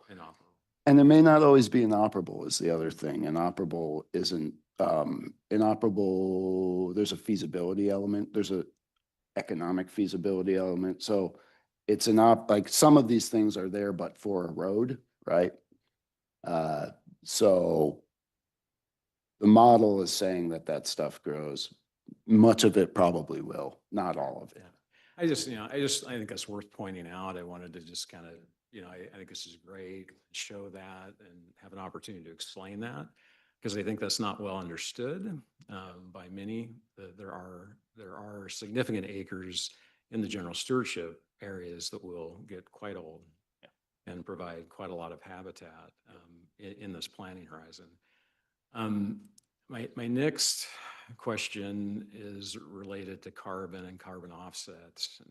Nick, I really appreciate your responses back to me and our conversation, our interchange. I've had some interchange with Nick related to this, and I guess I'm going to give you an opportunity to make me more comfortable with this language, Nick. Okay, because there's a lot of second and third order consequences of entering into offset markets. Okay. And I think it is wise to track these markets and monitor these markets and see what potentially happens with them. But it's also to make me comfortable that these are truly additive to the revenue of state forests. And the language in the FMP, I'm not real comfortable that that's really clear. And I think we've talked about this many times. And I just want to give you an opportunity to make this board member comfortable with that language and as it's written. Yeah, I mean, as I've said, the phrase I like is like there's zero intent for it to supplant timber harvest. It is meant to supplement. And Mike Wilson, Division Chief, likes to say, if somebody wants to pay me for doing nothing, we're happy to do that. Or for the thing we're already doing, more importantly. And so our goal is not to defer harvest to enter into carbon markets. It's to look at the additionality that exists on our land base and see if it can't be monetized via our current, via board directed. Yes, go forth, do these things. This is your IP, et cetera. Now, is there additionality? And will that definition of additionality change over time? And so some of the guidance we've gotten to date is that the conservation areas, because they are first and foremost for an HCP, that there's no additionality there. Should that definition change, we have 200,000 acres that are storing carbon out there that aren't being harvested, right? And so if you could monetize that, that would be advantageous to us. And of course, the money, we split the revenue with the counties as well. But no, so I mean, I don't know that I can get you there, except to say we have no intent of not harvesting trees to sell carbon. We have our harvest program. Are there any additional carbon benefits we could take advantage of? I think you're going to really struggle with additionality, inside HCAs. And frankly, I think I agree. I agree, but if we don't carve out the space, then we don't have the future opportunities, right? Yeah. So, you're probably not going to get me comfortable with the language, but I appreciate you going on the record again to talk through that issue. Okay. Yeah, like the others have said, appreciate your sincerity and authenticity, Nick. A couple quick comments responding to some of the earliers, and then I'll get to my main point. Brenda, I actually think that's a smart question about agency policies that drive land management. I actually had to go so far one time to submit a public records request to the agency to try to get copies of all of those.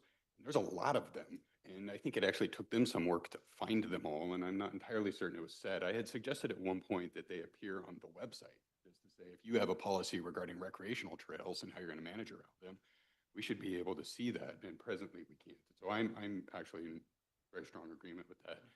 I'd also say here, with regard to this map, as we were approaching the HCP vote, as a matter of history, you can kind of see what I was trying to do. You can see, like in the north up there, those yellow areas that are like under 50 years old that are included within the HCAs.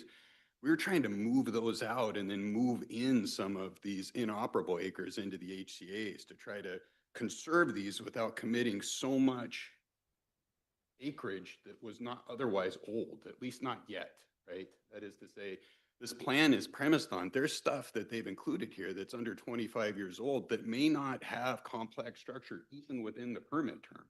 They're grabbing productive they're grabbing productive lands that have been recently harvested in order to have this kind of complex suite of lands and connectivity that we didn't think were necessary. And the agency did it anyway, and it just kind of went. And so, fine. That happened, that vote happened, there really wasn't any jockeying for acres to be done, and now we're settled. And actually, we've got in the AOPs an example this time around where an HCA comes down past the road and we're gonna have to actually harvest through a stand of trees in order to get to across the HCA boundary, which is nuts, just evidence that the HCA boundary is drafted in weird places. Nevertheless, to my point, Nick, I appreciate your position that this is like the best the state's going to get, and you've worked hard to try and deliver on that.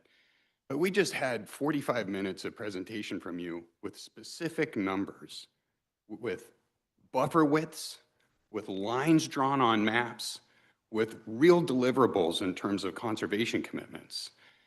And what we've had so far in terms of how are we going to manage these lands going forward has been a presentation by ODF to this board that says, well, we think we can do this, but you can't actually tell us to do it. That is to say, this is kind of what we're thinking about. But it's just modeled. It's not modeled. And it was very explicitly offered in the context of, this isn't a promise. This is just a modeled scenario. And you styled it as a scenario. And I think the challenge with this is that you're telling a lot of Oregonians to take it on faith that that leg of the stool is actually going to come through. These conservation commitments are in legal instruments. I mean, that's in the Habitat Conservation Plan. It'll be approved and a prerequisite to the incidental take permits. But how are we going to manage on a go-forward basis in these HCAs? What volumes is that going to deliver? That's all kind of on a, hey, we got you, don't worry about it. And I think that's asking a lot of the public. I had recommended at one time that, and honestly, I seem to recall it being in the timelines for this process early on. I had recommended that you actually print the implementation plan, the IP, the 10-year IP, and make it available. We don't vote on the IP, but then at least the board would have visibility on the first 10 years. This is how we intend to manage. This is ODF going on record that if you approve this FMP, this is what we intend to sign. And obviously there's no instruction from us that you have to do that, but I think everybody would be on the up and up and we would be communicating to one another. These are my expectations, at least regarding these first 10 years. And it's sad to me that the IPs appear to be put off so far. I wonder if there's not even opportunity yet by July to put an IP in front of this, body and say, look, here's the thing we intend to do. Absent that, again, you're asking me as a board member to take a vote with really crisp specifics, with maps, with lines drawn on them, and without any real understanding about, how these rural communities are going to fare in terms of harvest volumes. Yeah. Go ahead. I think what you suggested, I understand, would be great from a certain perspective, but I think it's kind of legally dubious because if you're then saying, hey, this is what our responsibility is as a board and what it's not.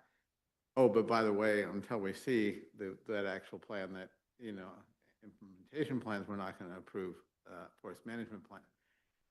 To me, you've effectively gone beyond our authority. I don't agree, but that's fine. Ben. Ben Doimling for the record. Thank you, Nick, for that great presentation. And following on Heath, on your comments, because I think there is so much flexibility in this plan that there's any vote that we might take on this is relying on a lot of trust. And I think the key ingredient there is the performance measures and the performance measure targets, metrics, trends.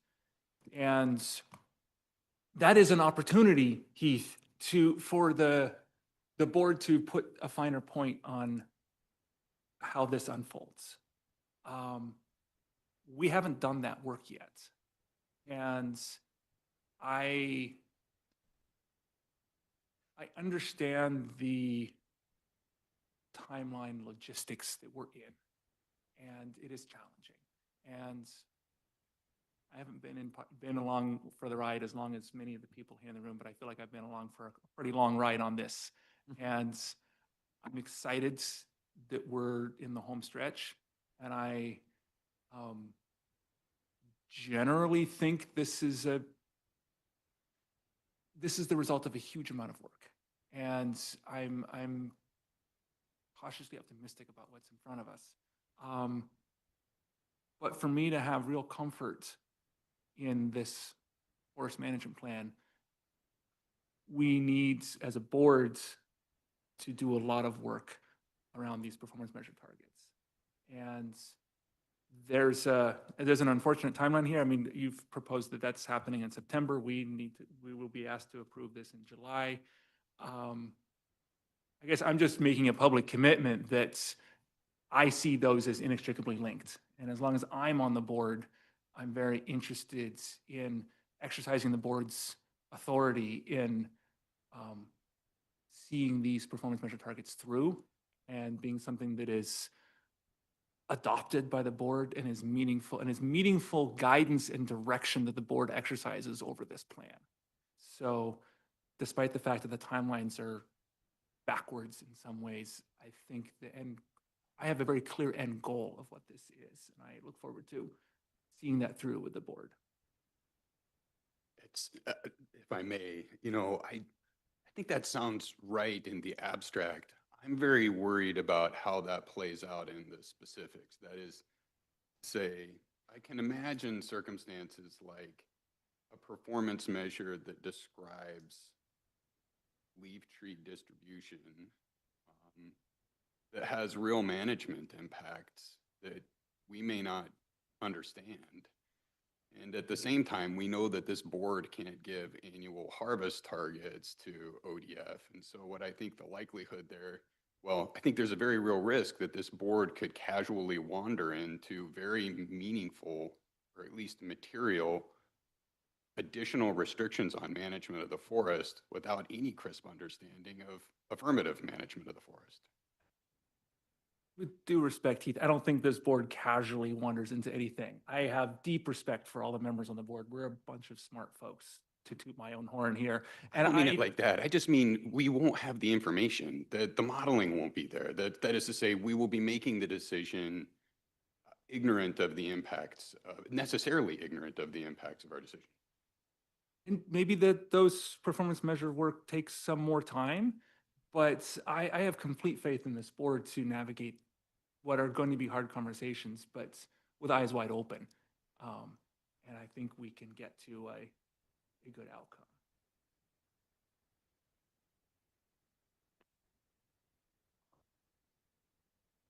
For the record, Nick Palazzotto, even without, like, HCP timeline aside, if we were working on a new plan, the sequencing, I think, would be the same. We'd be bringing you an FMP that we need to get approved so that we can do an IP, so that we can do an AOP as soon as possible, right? And that's where we are today. We need to know that, yes, this is the framework for the IP, so we can model that. We've said, unfortunate as it is, that guidance at this point, we did bring those 4 scenarios. We all had a conversation that led to the scenario that we're now bringing forward, intending to bring into that IP.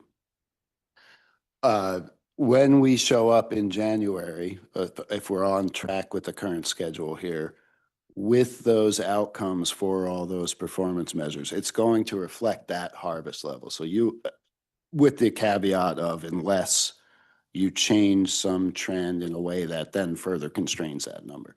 If that happens, we'll flag that for the board and say, hey, this one, like, that could have an implication, and we're going to need to understand how that affects the harvest level. All of that needs to occur so that in fiscal 28, we have an AOP that reflects that harvest level. And so to me, I understand that the sequencing seems, there's a lot of uncertainty like over the first half of that sequencing. It should very quickly populate. The numbers you guys are looking for should very quickly come forward. And there's opportunities to adjust them, as you said.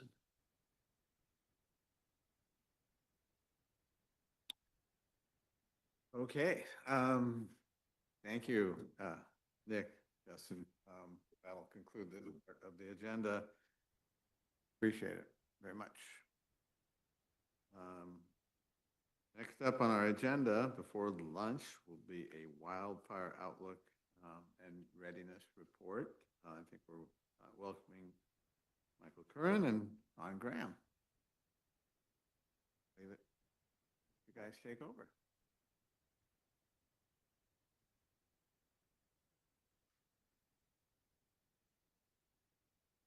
Okay, good morning, Chair Kelly, State Forester Casey, other members of the board. For the record, my name is Michael Curran, and I'm the Chief of Fire Protection for ODF. And I'll let Ron introduce himself. Good morning, Chair Kelly, members of the board, State Forester Casey. I am Ron Graham. I serve as the Deputy Chief of Fire Operations for the Fire Protection Division at ODF. Okay, so thanks for providing us the opportunity to give you a fire season outlook. I will try my best to give a positive outlook on the conditions we are experiencing so far over the fall, winter, and spring, and how dry we've been. State Forester Casey really set it up well that conditions are ripe and prime much earlier this year, and we're a good 3 to 4 weeks ahead of schedule with conditions. I don't think I'm doing that.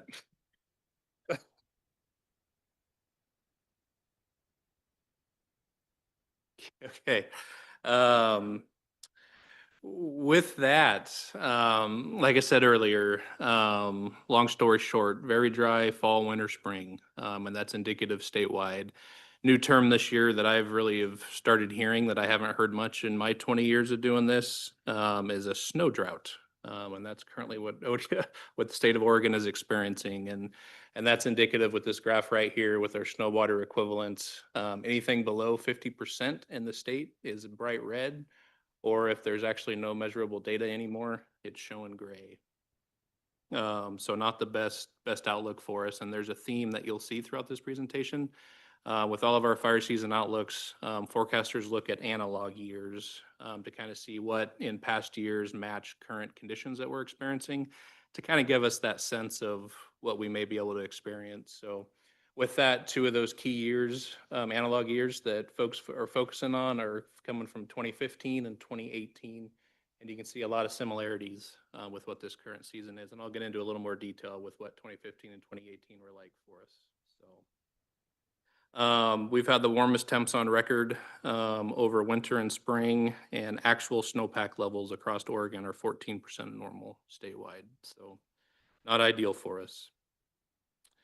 Moving into drought conditions. So essentially there's 5% of the state that's currently not in some sort of drought status. And looking at our analog years of 2015 and 2018, again, large chunks of the state have declared some sort of drought and drought conditions going into the summer. So really just anchoring into those analog years the best that we can. And then kind of the next slide will highlight the comparison years in terms of acres burned. So going back through, talking through analog years, kind of what to expect. And I always like to put the caveat to these. A lot of these intel that we're getting, these are planning tools for us. It's not gospel. Doesn't necessarily mean that everything's going to be exactly like 2015 and 2018. These are really just planning tools for us to kind of get an idea of what we can expect. But looking at 2015 and 2018, some just significant fires that occurred going through 2015, really active year statewide, in particular within Central Oregon and the Canyon Creek Complex, and then the Cornet Windy Ridge fires in Northeast Oregon that occurred, very significant fires for us as a state. And at the time in 2015, this was prior to 2020, obviously, but that Canyon Creek Complex, we actually had the most structure loss in that fire that the state's seen in quite some time, with 43 structures. So further significant fires there. West Side was busy that summer as well, but a lot of activity within EOA that really showed itself. Moving into 2018, you can see some significant fires there. Really busy year for Southwest Oregon in 2018 across all jurisdictions. I think a lot of fires that summer were career defining for a lot of folks in this agency, which is not ideal. And again, a lot of the conditions that we've seen going into that 2018 fire season are very similar to what we're seeing right now. So I think in all, we could expect a very active fire season statewide going into the summer. So some other forecasts that work for some of our federal counterparts look at 97 and 2002 also as potential analog years, although those don't quite match up as much as 2015 and 2018 do. I think the one of significance that most of you are probably tracking is that Biscuit fire that happened on the Rogue-Siskiyou back in 2002.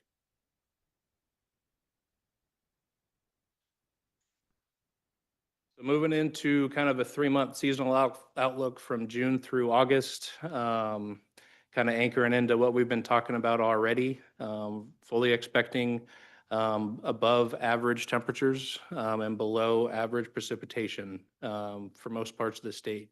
The key take home for me for these slides, though, is just how wide scale some of this is, especially on that first one being with above average temperatures. That uncovers all of Western US and starting to get into the southeast parts of the state and the East Coast. The red flag there for me with how widespread that is starting to get down into resource drawdown issues we're going to have with available resources to be able to use on fires. The Great Basin region, Northern Rockies region, even parts of Southwest still, they're just in bad of conditions as we are, if not worse potentially. So that's going to be a big thing for us to keep our eyes on, and just depending on how busy we get this summer is really just how much available resources there'll be for us to be able to get our hands on when that fire bell rings and to help manage our large fires that we get. Now with that, again, that just gets us through August. Again, those are planning tools. A lot of this will be determined just with how weather systems shape up coming into the state as fire season progresses. I have started to see some things well into September and October as well. And all signs are pointing to a longer than average fire season for us, and fully expecting fire season to extend all the way into October, well into October.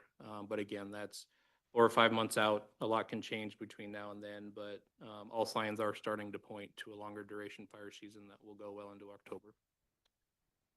This slide looks at the national significant wildland fire potential outlook. Nothing really different from years past. Usually in that June timeframe, we start to see Eastern Oregon come online in terms of potential for large fire. So as you see here in June, essentially once you get east of the Cascade Crest, significant potential there for large fire within Eastern Oregon and Central Oregon. And you can just see those red blotches get bigger across the state and also across the various regions across other states as well. And just pointing back to the potential we've got that's so large scale across the Western US, again, just pointing back to those resource drawdown issues that we're fully expecting. So, and again, like I mentioned with October, this one starts to look at September in terms of large fire potential. Again, I think we're going to see a fairly large red blob forest in the state of Oregon, even going into October, just given the conditions that we're seeing. So the other take home here too is we've moved out of La Nina conditions over the spring here, and we got about an 82% chance to have a fairly strong El Nino pattern develop for us going into the winter. And if folks are tracking that, that usually means warmer, drier temps for us again going into the following winter. So again, time will tell to see how that actually shapes up and just how significant it is, but starting to have very high odds that we'll get into a fairly strong El Nino pattern through this summer, going into the fall and next winter. So with that, I'm going to hand it over to Mr. Graham here, and he'll go through some of our planning efforts to date and some fire stats. All right, good morning once again. You heard a lot of significant information about the weather and the fire potential outlooks, and what does that mean for us currently? So a little bit on the status of where we are with fire season currently. 125 statistical fires on ODF protected lands year to date for 414 acres, and you can see that's significantly less acres than our 10-year average. Minimal lightning fires, which is fairly usual for this time of year. We really haven't hit the peak lightning season, and where the lightning fires have started, not the most receptive fuels. So those are isolated fires, oftentimes even single tree fires that are easily caught on initial attack. The other thing to point out, though, however, is our KPM, our key performance measure of keeping 98% of the fires 10 acres or less. We're currently at 92. It takes very little to exceed and not hit that with the number of fires that exceed 10 acres. Very common this time of year with the receptive fuels. We get fuels in fires in light fuel types that quite frequently do exceed 10 acres, although they do not last normally past one burn period and are caught fairly easily as well. Statewide, across all jurisdictions, there's been 287 fires for 5,500 acres. So kind of typical of our statistics.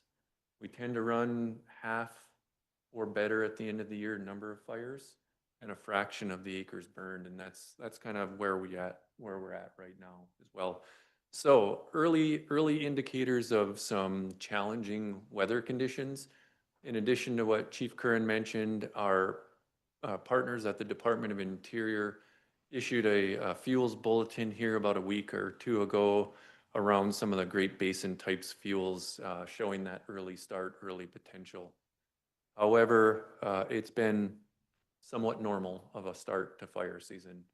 We have seen some increased activity across multiple districts, really around all of our geographic areas. With the recent fire last night up in North Cascades, we've seen a few fires that have caused localized evacuations, level 1 and 2 evacuations. Again, very short-term, short-lived, fairly isolated events.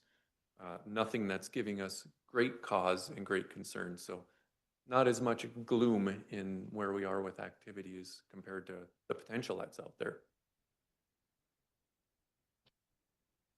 Okay, so a little bit on our work with resources. Most of you are very familiar with this.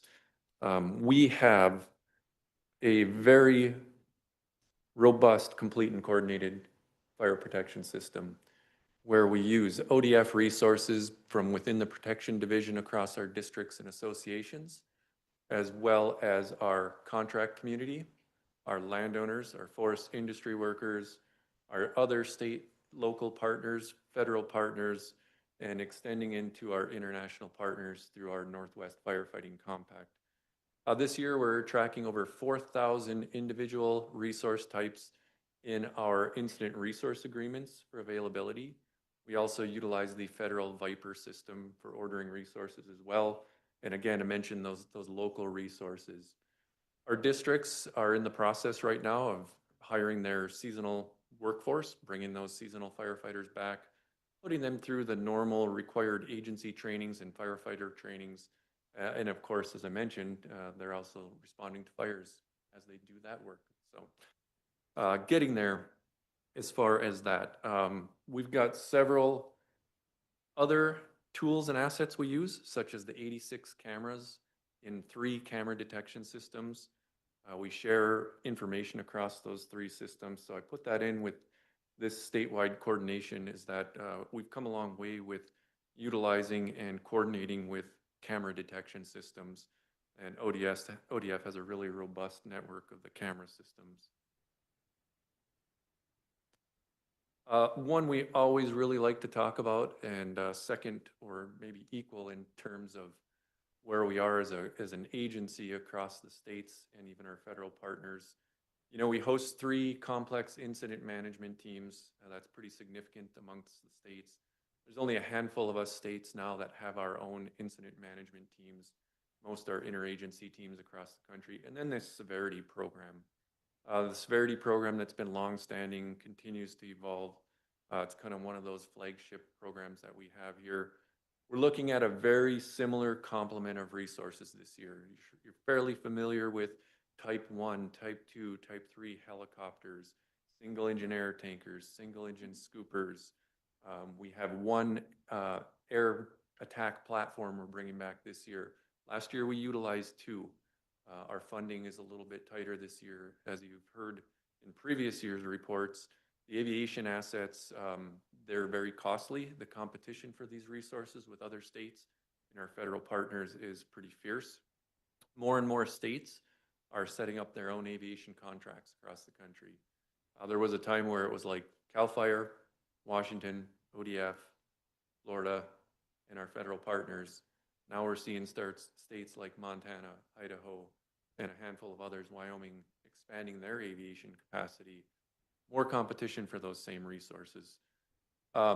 Most notably, little tiny picture there towards the bottom of the screen is a picture of a twin otter, very similar to the multi-mission aircraft that ODF in the state of Oregon took possession of over the weekend. This was the multi-mission aircraft purchased through bond funds. That aircraft has kind of like the latest forward-looking infrared camera detection video systems to detect and map fires. As I mentioned, it's here in Salem now. We have about a month of continued pilot training, staff training to learn how to use the new equipment and have that online and ready for July 1 for this fire season. Really significant investment to eventually replace our Part Navia observer, which was really aging, couldn't meet the requirements for our federal partners to, prove it, card it, and utilize it. So this is significant for us in our program, an investment that should last multiple decades. And I'll turn it back over to Chief Kern. Okay. Yeah, I do want to touch on our new MMA and really just, that's a big deal for us to finally get this thing across the finish line. We still have, I think we're 99.9% there. We just got to get the last little bit of training in place. But just want to highlight our aviation unit and the work by our procurement staff here in Salem to really get that thing across the finish line. It's been about 10 years in the making from the starts of the conversations to get our initial plane replaced, to getting the necessary funding in place, to now having it ready to roll. So I just want to give a shout out to those staff because that's a big accomplishment for them. And it's been a lot of work over many years. So. Moving forward, last year we touched on some of the federal agency changes, and we continue to get quite a bit of questions in this arena, just given the pace of change that these agencies are experiencing, particularly on the fire program. So I wanted to provide an update with some of the high-level stuff that we know, and also answer any questions if folks have any more. But I do want to provide an update on the Department of Interior fire consolidation. So that has occurred. There is the newly formed agency with the United States Wildland Fire Service that they're taking over all of essentially the fire program for the Department of Interior. So they've taken all the fire staff from the BLM, National Park Service, Bureau of Indian Affairs, and the U.S. Fish and Wildlife Service. And now they all work for the United States Wildland Fire Service. And at the same time, as of 2 weeks ago, the Wildland Fire Service also took over that line officer kind of fire decision-making authority for all of DOI moving forward. They're still working at getting all the seats filled with the positions that they have. But we continue to work very closely with them. They have a new geographic area fire chief that we know very well and are working very closely with. But still a lot to go with in terms of changes they need to make, but feeling really good in terms of where the Wildland Fire Service is going into the summer and how closely coordinated we are with them. And we'll continue to be engaged with them as they make further changes and bring on more staff just to make sure that we're all on the same page. At the same time, the Forest Service Fire Program, if folks recall, there was a congressionally driven report or study that the Forest Service will need to conduct. And I think last I heard it's due in October sometime. That essentially outlines the pathway and the pros and cons essentially of merging the fire program within the Forest Service within the Wildland Fire Service. So there's one federal agency that's in charge of fire nationwide. So a lot more to come with that report once it's due in the fall. The one nuance here, DOI was able to do it fairly quickly because it's all internal. The agencies are all internal to DOI. It takes an act of Congress to move the Forest Service Fire Program under the Wildland Fire Service because it's two separate agencies that they have to connect with there. So more to come in the fall, and hopefully by this time next year, we'll kind of know a resolution on, are they going to join or are they going to stay their own program? So more to come there. Some things the Forest Service is doing, they're starting to mirror the organizational structure on the fire side that the Wildland Fire Service has. So if a transition does happen, there's already going to be some pieces in place where that transition is going to be a little bit smoother. And just like we are with the Wildland Fire Service, we're working very closely with the Forest Service as they work through these changes. And we try to make sure the state's voices are being heard on any recommendations that we can provide or options for input. Also want to talk through some updates on the federal incident management teams. Last year, we talked about how they went down 5 teams. Well, they continue to go down. Instead of 41 teams nationally, they're down to 38 teams nationally. Good news for us, though, the regional teams is staying at 7. We do as far as the national level goes, we are seeing a slight decrease in available CIMTs, which can pose a problem given the fire season that we've had. But we'll continue to work closely with our partners. But again, from a regional level, still sitting really good that we can still maintain the 7 teams that they currently have in place. And then one of the things I forgot to include on this slide that I do want to highlight, they're called numerous things, readiness memos, chief's letter, you name it. But both DOI, Wildland Fire Service, and the Forest Service has issued these memos setting direction for their staff, which essentially mirrors how ODF has been fighting fire: quick, aggressive initial attack and get on fires while they're small. And we started to see that really come into play for us last summer. A lot of really good success stories on the federal side, and very clear direction going down to staff again this summer, which is really cool to see. So just awareness on that. Okay. So as you all know, ODF kind of is in charge of the complete and coordinated system statewide. Here you see a lot of our logos that we partner with. Really the take home for me, the outlook's not great, right? And you can see that with all the models that we've got. But we have been preparing, we continue to prepare and plan, as it is going to be a very bad fire season. And that's happening at all levels, at the ground level with our districts, to our area offices, up to our division. So we're prepared and planned as best we can. At the end of the day, we have a very dedicated staff, from here in Salem out to the field. And I really just want to give a shout out to all of them, whether it's the division staff, our area staff, all of our staff out at the districts, and also our forest protective associations that we have out there between Douglas and Cluse Forest Protective Associations and Walker Range. All remain very committed and ready for the task at hand, and we're ready to go when the fire bell rings. With that, I'll open it up for questions if there are any. We've all got our fingers and toes crossed, and I would just only add, you guys did an incredible job with safety last year, and just hope that can be repeated. So important. Go ahead, Brenda. Yeah, thanks for the presentation. As usual, you seem to be on top of everything dealing with fires, so much appreciated. One quick question and then maybe a broader one. there have been a few research publications coming out recently about risk to workers in the field, particularly with smoke, but other risks too. And I'm wondering what steps are being taken to protect people in the field. And then the other question was, at some point, would it be possible to give to us a report on the application of prescribed fire and the acres treated and the distribution of acres across the state?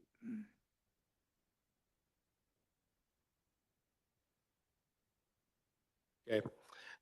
Yeah, so maybe I'll start with the second one. I think for sure we can get a presentation in front of the board and just kind of talk through progress to date on prescribed fire. At the end of the day, it's a work in progress for us.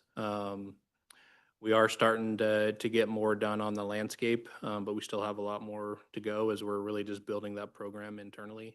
So more to go, but yeah, we can work on getting a presentation for you. In terms of the smoke impacts, so there's a lot at play there. And maybe I'll start with what we are currently doing. So what we do, and it's purely optional, and it's stuff, we make things available for our firefighters, whether it's masks at our IMTs, at our districts, and if folks choose to use them, they can. We're also working through, we have our OSHA requirements in place when it comes to our heat and smoke rules, and putting certain barriers, or not barriers, requirements in place, and mitigation measures in place. There's a broader conversation nationally that's going on around this, and it's a conversation we'll continue to, I know at the NASF level, and my counterparts around the state, definitely tracking the conversations. I think there's still more to come, but there are some small things we are trying to do in the interim and provide certain things for our firefighters. And again, it's totally optional for them. We can't require them to wear masks while they're out on the line or anything like that. But we are putting certain things in place to try to assist the best we can, and making sure they know what's available to them. So I know you've done some research through some other states, I guess. Do you have anything to add, Ron? Yeah, I would just add a couple of points.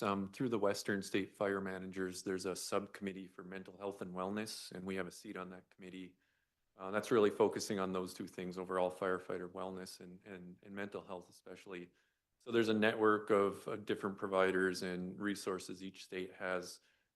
We need to work closely with our partners here in ODF safety and expand our program, but we have peer-to-peer support, and we have hospital and family liaison programs. That's a good start. I would say one thing from experience that I've seen a fundamental shift over my years is it was very common to locate fire camps, ICPs, in areas relatively close to fires. Fire activity and intensity seems to maybe take care of that a little bit for us these days. Where I'm going is it was very common to fight fire all day, in the smoke all day, and then sleep in an inversion all night and breathe smoke all night. We're much more mindful, in my opinion, of that, of getting our people out of that, getting them into clean air. A lot of the crews will use environmental friendly sleeping units to help them recover. So there are ongoing efforts to those degrees. As Chief Curran said, you know, nationally with bigger issues around firefighter health overall, I think there's still a lot of work that needs to be done. Thank you both. You know, I just comment, you know, I owned a business when we developed a manufacturing plant in Portland, and so, you know, decades ago, we're dealing with these same issues of just making dust masks and other kind personal safety available, and I'm fully aware of how difficult it is when it's voluntary, because how unpleasant, particularly, you know, what people are doing in firefighting, and it adds to the misery. But I think making equipment just generally available and leaving it at that is a cop-out. And, you know, in private business, we were, you know, first of all, we wanted to do what was right for our people and not have them be exposed to things that were going to create health issues. Second of all, we had to protect ourselves because we were going to get sued left and right if we always just knew that they were in dangerous situations. But all we did, you know, in a court of law, just saying, yeah, well, we offered them protection, doesn't tend to work very well. Not in the modern era. And so, just gonna say, I think, and I totally recognize how tough it is, but I think the world is at the place where we've got to move beyond just voluntary protections. Go ahead, Casey. Yeah, I just would like to add, the science isn't there yet on what is safe for wildland firefighters to wear as far as masking. They learned this a long time ago with firefighters who go into facilities, that are going into buildings, burning buildings. They have SCBAs. They've tested those over decades. Those provide safety in a short-term environment for people that are running into burning houses. For wildland firefighters, we're running up hills. We're long duration, 2 weeks to 3 weeks. There are safety implications and issues of potential burn problems with masks. So there isn't right now currently available an approved mechanism for us to provide. So we do provide personal protective gear for all wildland firefighters, from Nomex, that is safety approved, the boots, everything that you're supposed to wear. We don't have an industry recognized, and they are working on it. There's a lot of people doing a lot of science. So we do intend to provide that once it's available. There's just not a safe way to do it right now, because we can give them masks, and those masks can provide other health issues that are unintended at this time. So we offer it as a safety mechanism until the science tells us what's the right thing to provide them with safety. I don't want to be insensitive to the challenges. I understand it's huge, but I'm glad a lot of people are working on it. It's got to change, I think. Go ahead. Yeah. Ms. Agpowa, board member. 2 questions. You said that you're going to have one less platform or air tanker this year. What are your plans to adapt to that, given that you see your surrounding states upping their needs? Yep. So yeah, we'll be down one less air attack platform from last year. In terms of impacts, we'll rely on our state-to-state partnerships that we've got, our federal agreements. We still have quick access to our federal air attack platforms that they staff, and a lot of times they're working in unison. And this statewide platform that we have that'll be located in Roseburg, that'll be a statewide resource that we'll move around wherever the biggest need is. So we still have access to other pieces of equipment in the system if it's needed. And if we get ourselves in a bind and we bring in more resources, we could potentially bring on another platform on a short-term duration based off with the severity funding that we have. So we have options available to us. We just don't have the necessary funding to have one on for a full contract period during fire season. Last year, also, a part of the challenge for us was the federal air attack program was anticipating some possible significant delays in getting aircraft approved, carded, and available. That's why we made the move to have 2 dedicated air attack platforms through the severity program. As Chief Curran said, typically we rely on internal and our partners, so we'll continue to do that. We found pretty good success having 2 of our own exclusive use air attack platforms last year. That would be really great to build for and to have, given the success we had last year. Just need all the funding. Yep, and if needed, it'll take some time, but we could transition our MMA into an air attack platform if that's really needed as well. So that's just an additional tool in our toolbox that we've got. Okay. And this is a question, this is not so much a question as a comment, but I saw the DOA. It breaks my heart in a way to just see the separation and the line decisions go, away